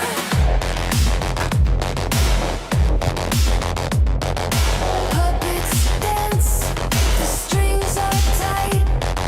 Shadows whisper in the dead of night.